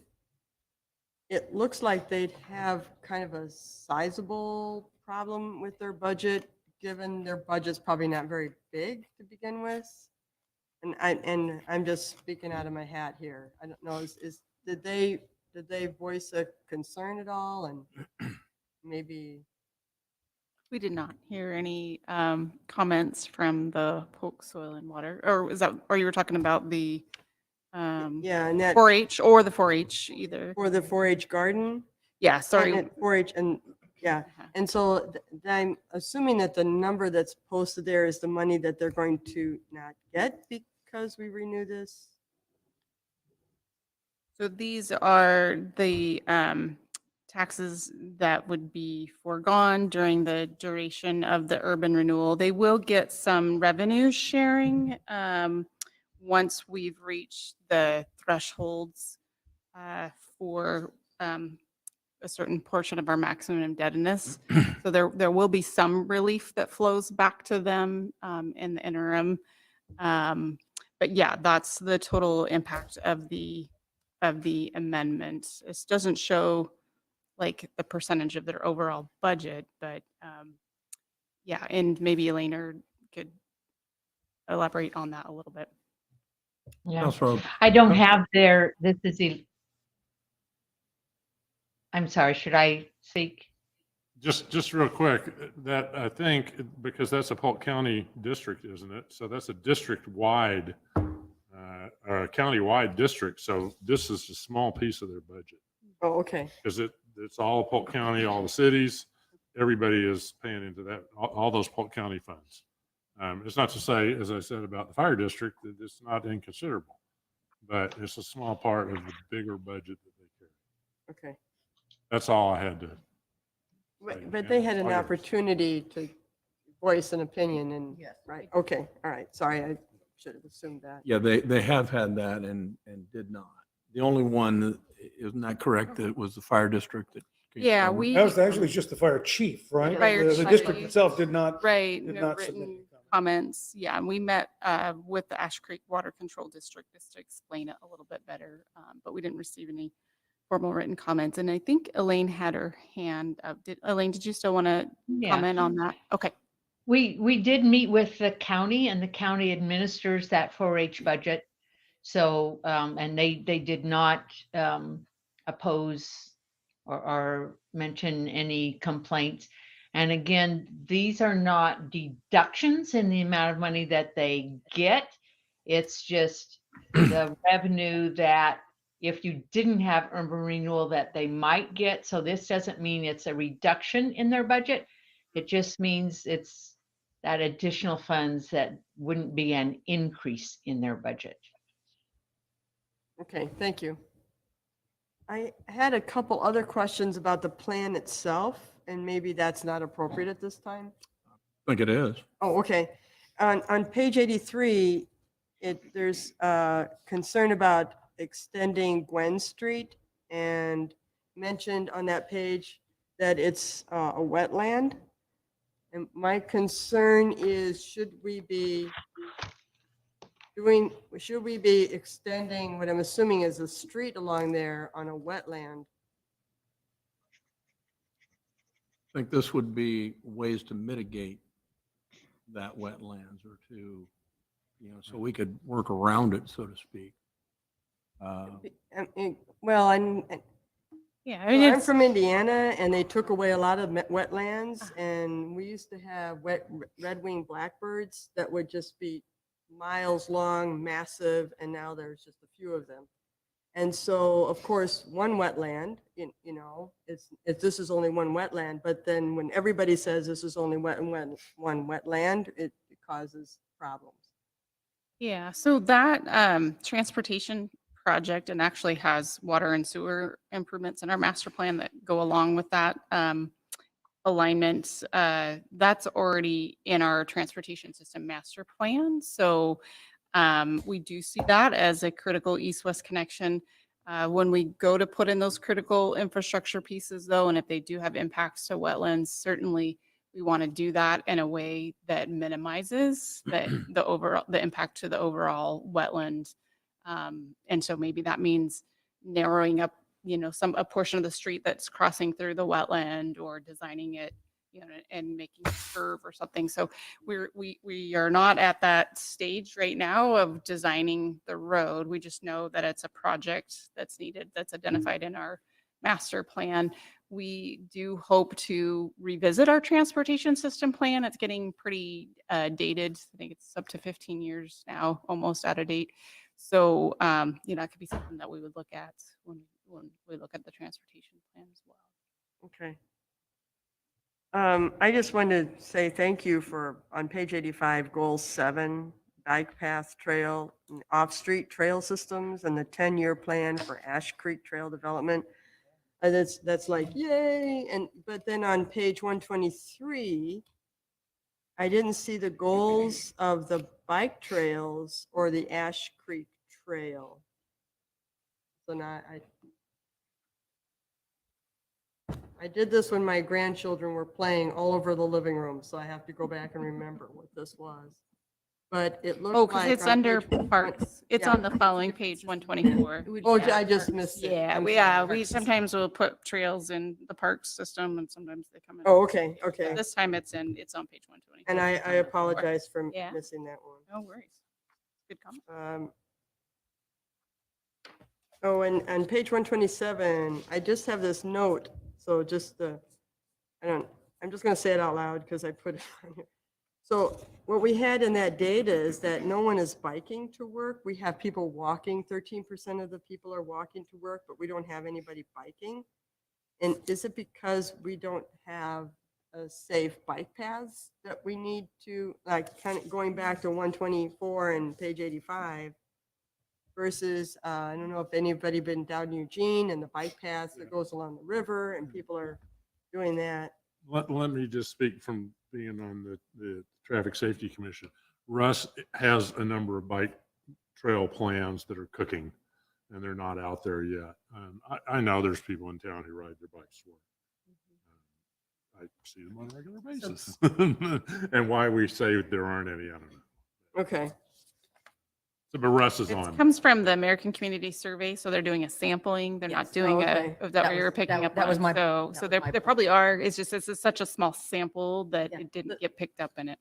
The Mid Willamette Valley Council of Governments does an annual survey, a commuter survey as well, and we'll have more accurate data. Yeah. Because it really is just Yeah. a sampling. Just a And sample. since cycling to work does tend to be a fairly low number of people, sometimes it's not captured in something like this. We know there are people biking. to Yeah, I work. mean, I know there's one guy in my neighborhood that bikes to work. Yes, yeah. But I guess my concern is, and just in supporting this idea of the trail, an extensive trail, is that I drive to Corvallis to use the Corvallis Trail to Philomath. And then I eat lunch there. And I go down to Eugene to use their trail, and I eat breakfast and lunch there and get dessert because I bike to eat. That's the whole purpose of that. But I'm wondering how many other people are leaving Monmouth and they're not eating lunch here and they're not eating dinner here because we don't have that trail to Amenity. offer our residents. True. The economic development impact of it. Absolutely. Yeah. Dallas has a very nice trail too. You don't have to go all the way to Corvallis or Eugene. Oh, I'll have to go look, I have to check those out. And just on the trolley then, I looked at the picture of the trolley and I don't see a place for a bike. There are Is- bike racks on the front of the trolley. It is? Oh, okay. All right. And have we thought about putting bike racks at some of the trolley stops? That's a implementation of this. That Oh, doesn't really sorry. speak to this. Good Okay, point. I'll stop talking. And I would just add, and I'm waiting for Councilor Lopez to get his chin off his wrist up there, but I think the points you make are good.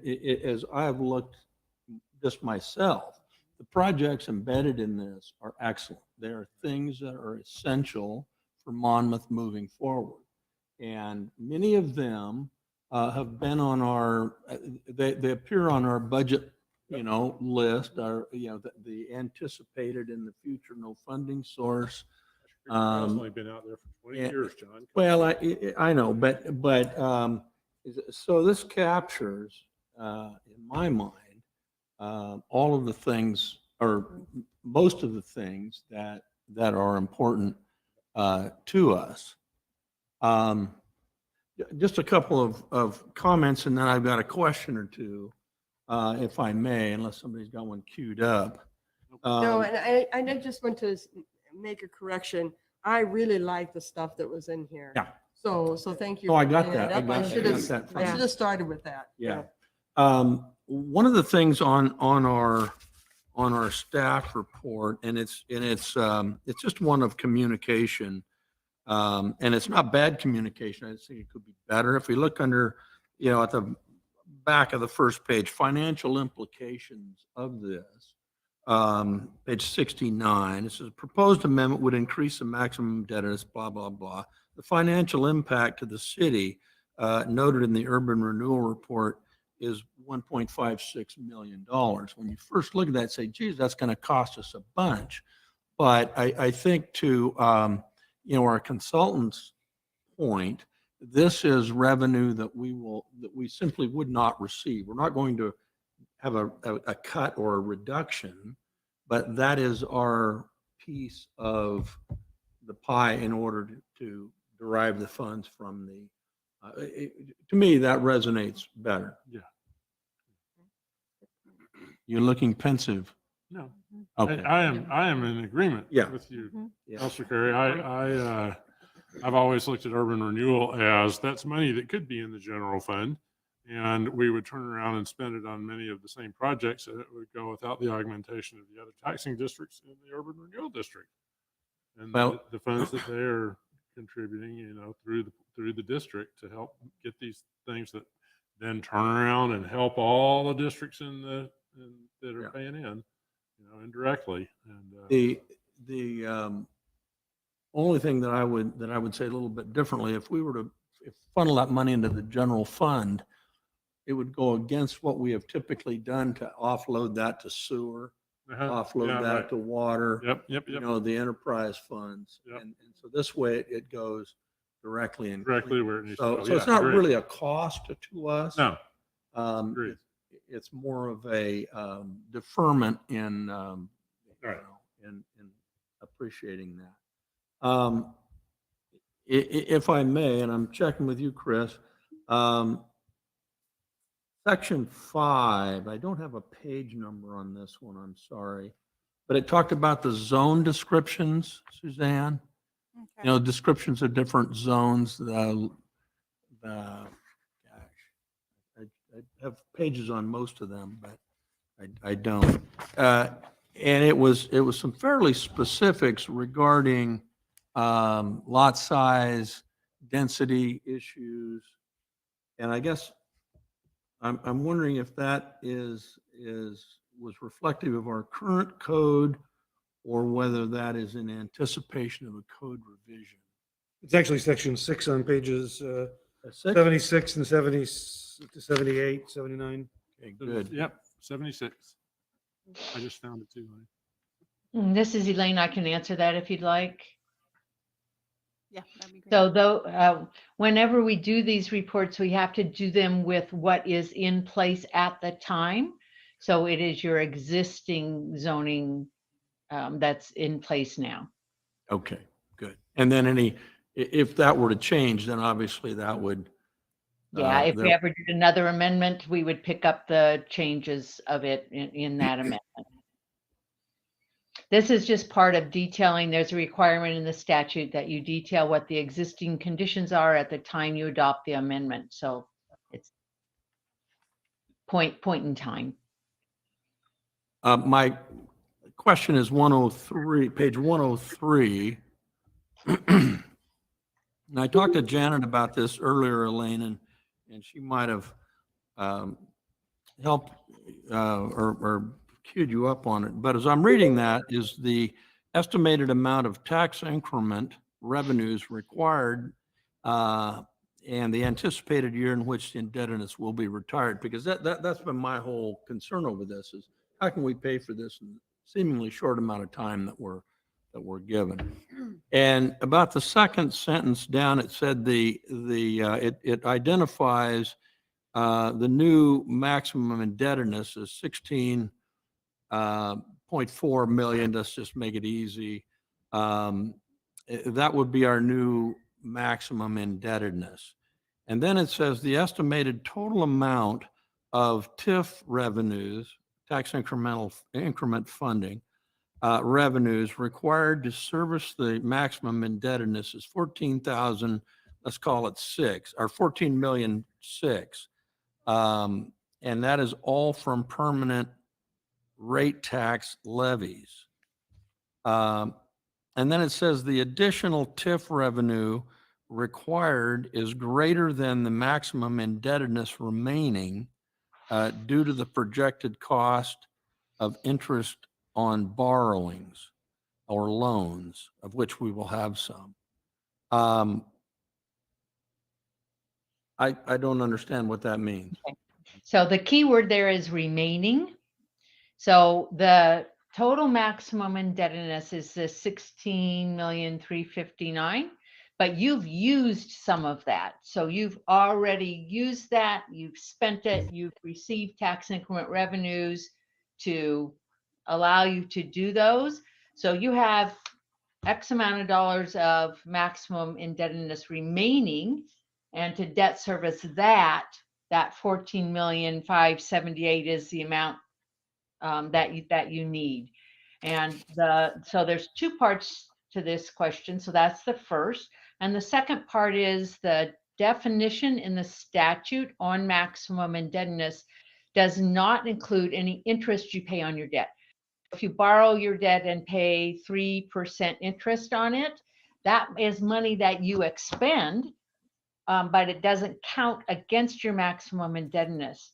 But it is money that you're still authorized to receive from the assessor's office to pay for your programs. So you have your maximum indebtedness that you're authorized to take, and then you're also authorized to take that interest that you pay on your debt. And that's above the maximum indebtedness number. Usually, if it's not an amendment, that number is bigger than the maximum indebtedness number. And the reason in this case that it's not bigger is just because you've already spent part of your maximum indebtedness.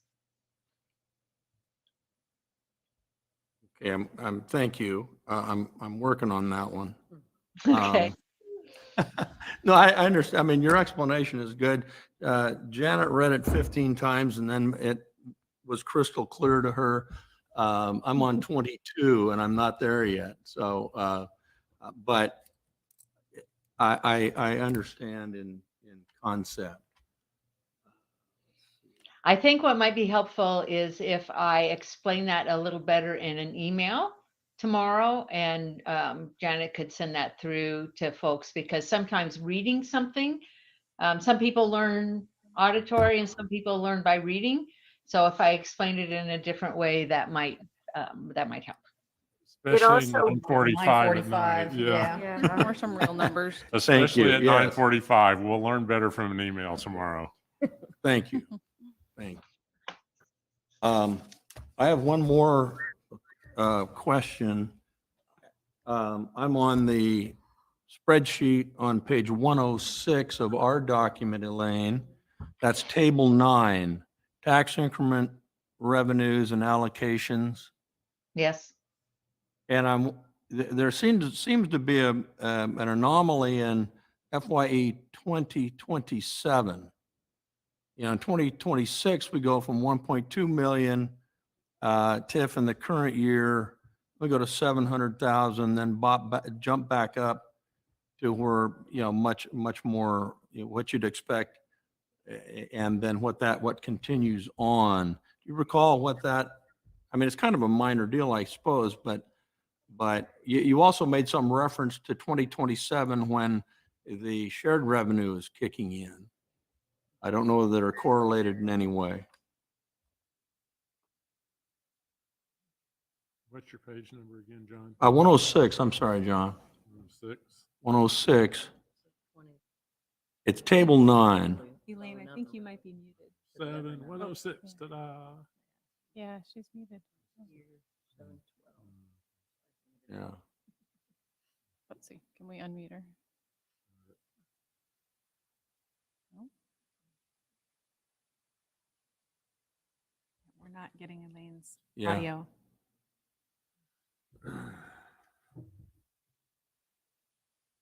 May I take a stab at it? Janet, yes, and then maybe Phyllis, can you help us with getting Elaine's audio back? So I think that's exactly what it is, John, is Counselor Carey, is the fact that the revenue sharing kicks in that year and then it recovers a certain amount by the following year. We will still be revenue sharing, but I think that's why you see a dip, is because we do have revenue sharing. That would be the most logical explanation. But revenue sharing continues. Revenue sharing continues. It does, but so does economic development and growth of the TIF. So it continues, but we're not showing, is FY 29 on the next page? Yes. See, So and related to that, I couldn't find any distribution of the revenue sharing on any of the spreadsheets. Because I was sort of curious as to what kind of a benefit is that going to be to the 4-H club, you know, or whoever, you know, Jackson County. I see Jackson County's getting a fair share of money. Yeah, See well, that? that's a mistake by me. I Okay, think of it as Jackson County, and I'll make sure and correct that. Yeah. You know, They'll be I thought disappointed. I thought I had caught that already and gotten rid of that. Can you hear me now, I think? yes. Yes. Okay. So on the revenue sharing, it shows up only as in a table that shows tax increment revenues shared, and it's not broken out by amount to taxing district. So to be able to figure that amount by taxing district, you would have to multiply that amount shared. We'd have to figure out their percentage, and we haven't done that calculation for everything. It's something that you could ask us to do and we could provide you, but it isn't something that we have. Table 4 on your page 102, if you look at column 1, 2, 3, 4, 5, it says the amount of increment that gets shared when it starts in fiscal year in 2027. So that amount gets shared, and each taxing district, gets their portion of that amount according to whatever their portion is of that total permanent rate levy. The value of that would be to show that be able to demonstrate what sharing really is in terms of how much money is going to the fire district or the whatever it might be. Probably not a huge deal. I'm sorry for all those questions. I'm done. Anybody else? Councilor Lopez.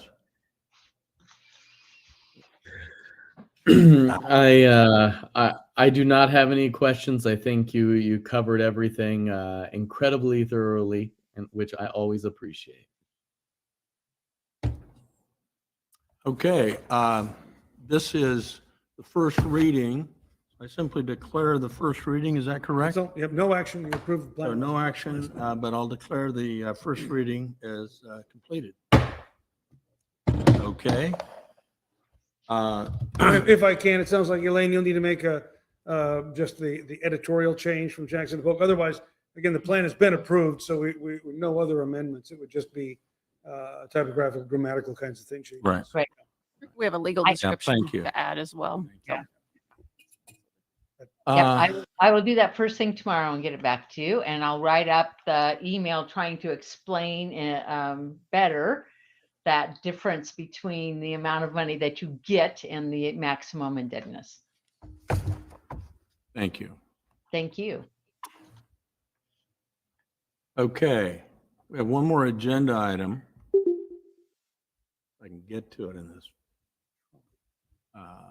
Page 141. That's how it's on. Yeah. 141. John. Yeah, I'm getting there. Oh, there we go. God, blew right past it.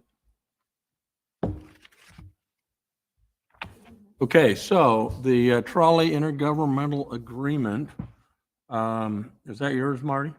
Yes, thank you, Mayor Pro Tem.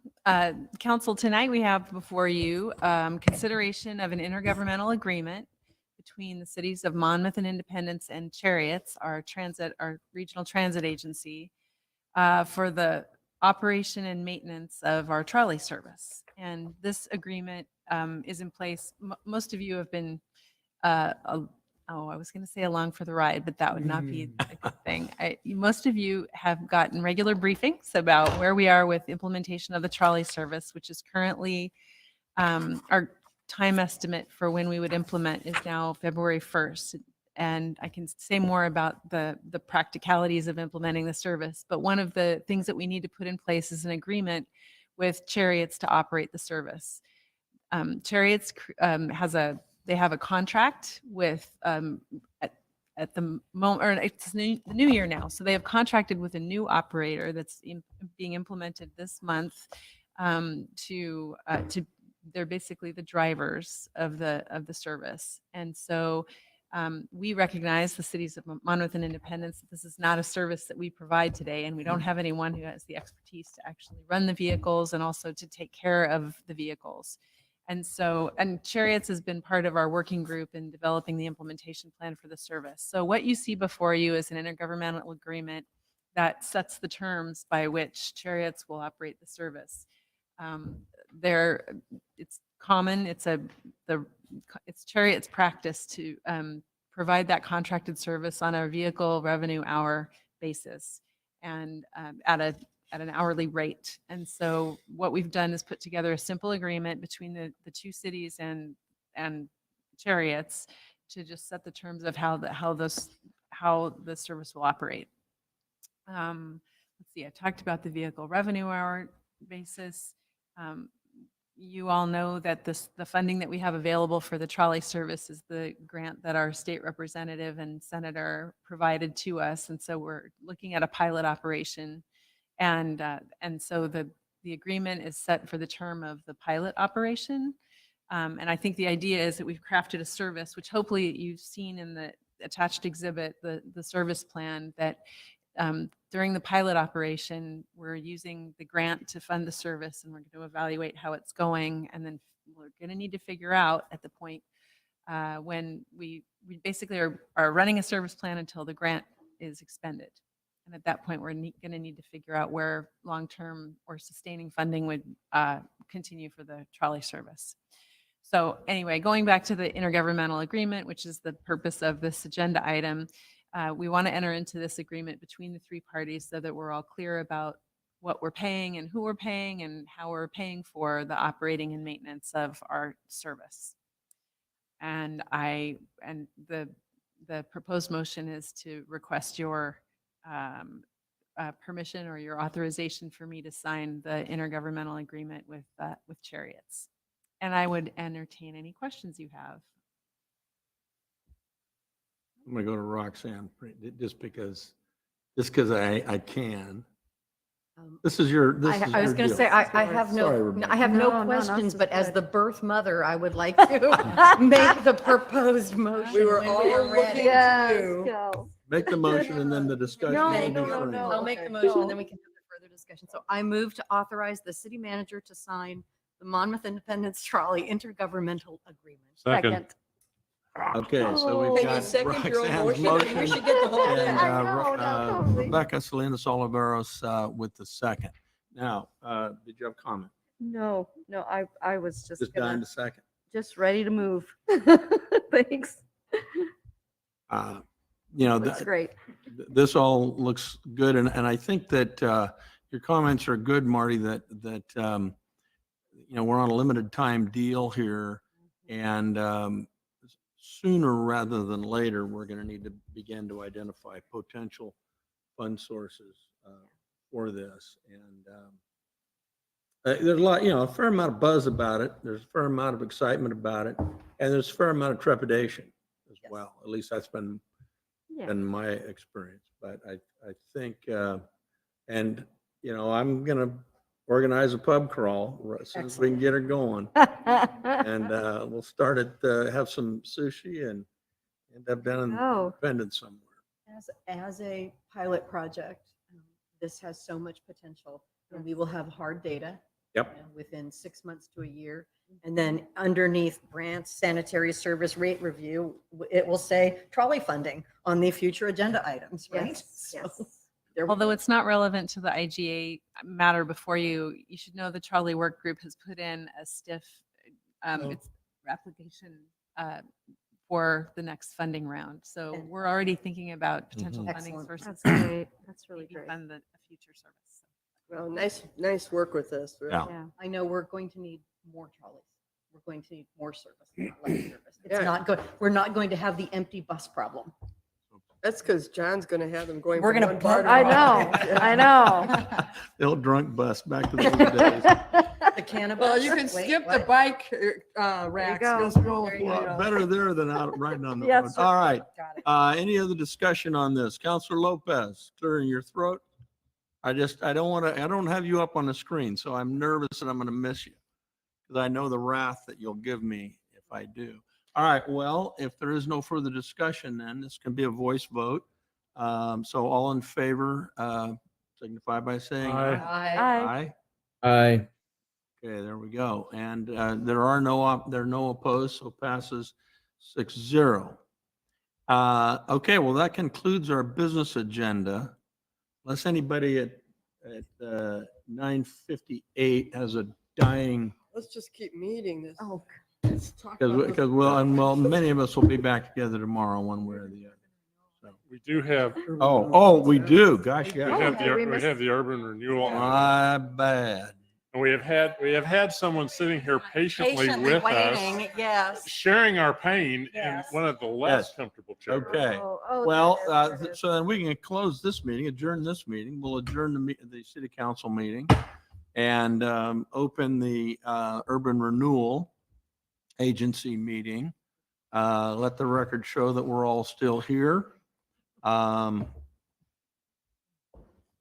back and look at the minutes. No citizens to make comment. No citizen make comment. I would move to approve the minutes of the urban renewal meeting from October 18th, 2022. Second. Good, thank you very much. Is there a second to that? Seconded. Roxanne seconded. Roxanne. Okay, all in favor? Yes. Yes. Okay. Aye. All right, so that takes us then to the agenda item. I'm finally getting to the agenda. Suzanne, go ahead. Yeah, all right. Thank you. Members of the Urban Renewal Agency, we have a facade improvement grant application before you this evening. It's kind of great. Been on a little bit on a roll of people taking advantage of this, businesses, particularly downtown. So the most recent one we have is Mamir's Bed and Breakfast Guest House on the corner of Knox and Jackson Street, located at 212 Knox Street North, also known as the Howell House. This is a historic property listed on the National Register. And the applicant, who is with us here tonight, Emily McNulty, has requested the facade grant amount of $5,000 to help with the addition of storm windows and completing window repair work to the historic home. And specifically, there's a proposal in there from a licensed contractor called Valley Woodworks that details the work, including 10 storm windows to protect the existing historic windows, and then some of the repairs. There's some photos in there of the worn state of the windows, especially on the south facing side of the home. So the goal here is really, again, to preserve this historic building and protect them in a way that's also as energy efficient as possible. So very consistent with our goals and objectives of our urban renewal plan and our grant program, where we're seeking to enhance the exterior condition of buildings. These older homes that are on National Register are often a labor of love. They can't just hire any contractor to come and work on them. So I appreciate that there's usually added cost with that, and the time and care that the owner has taken to select somebody that will do the work responsibly and in a way that won't detract from this historic resource that we have in our community. Staff is recommending approvals subject to the owner entering into the grant agreement.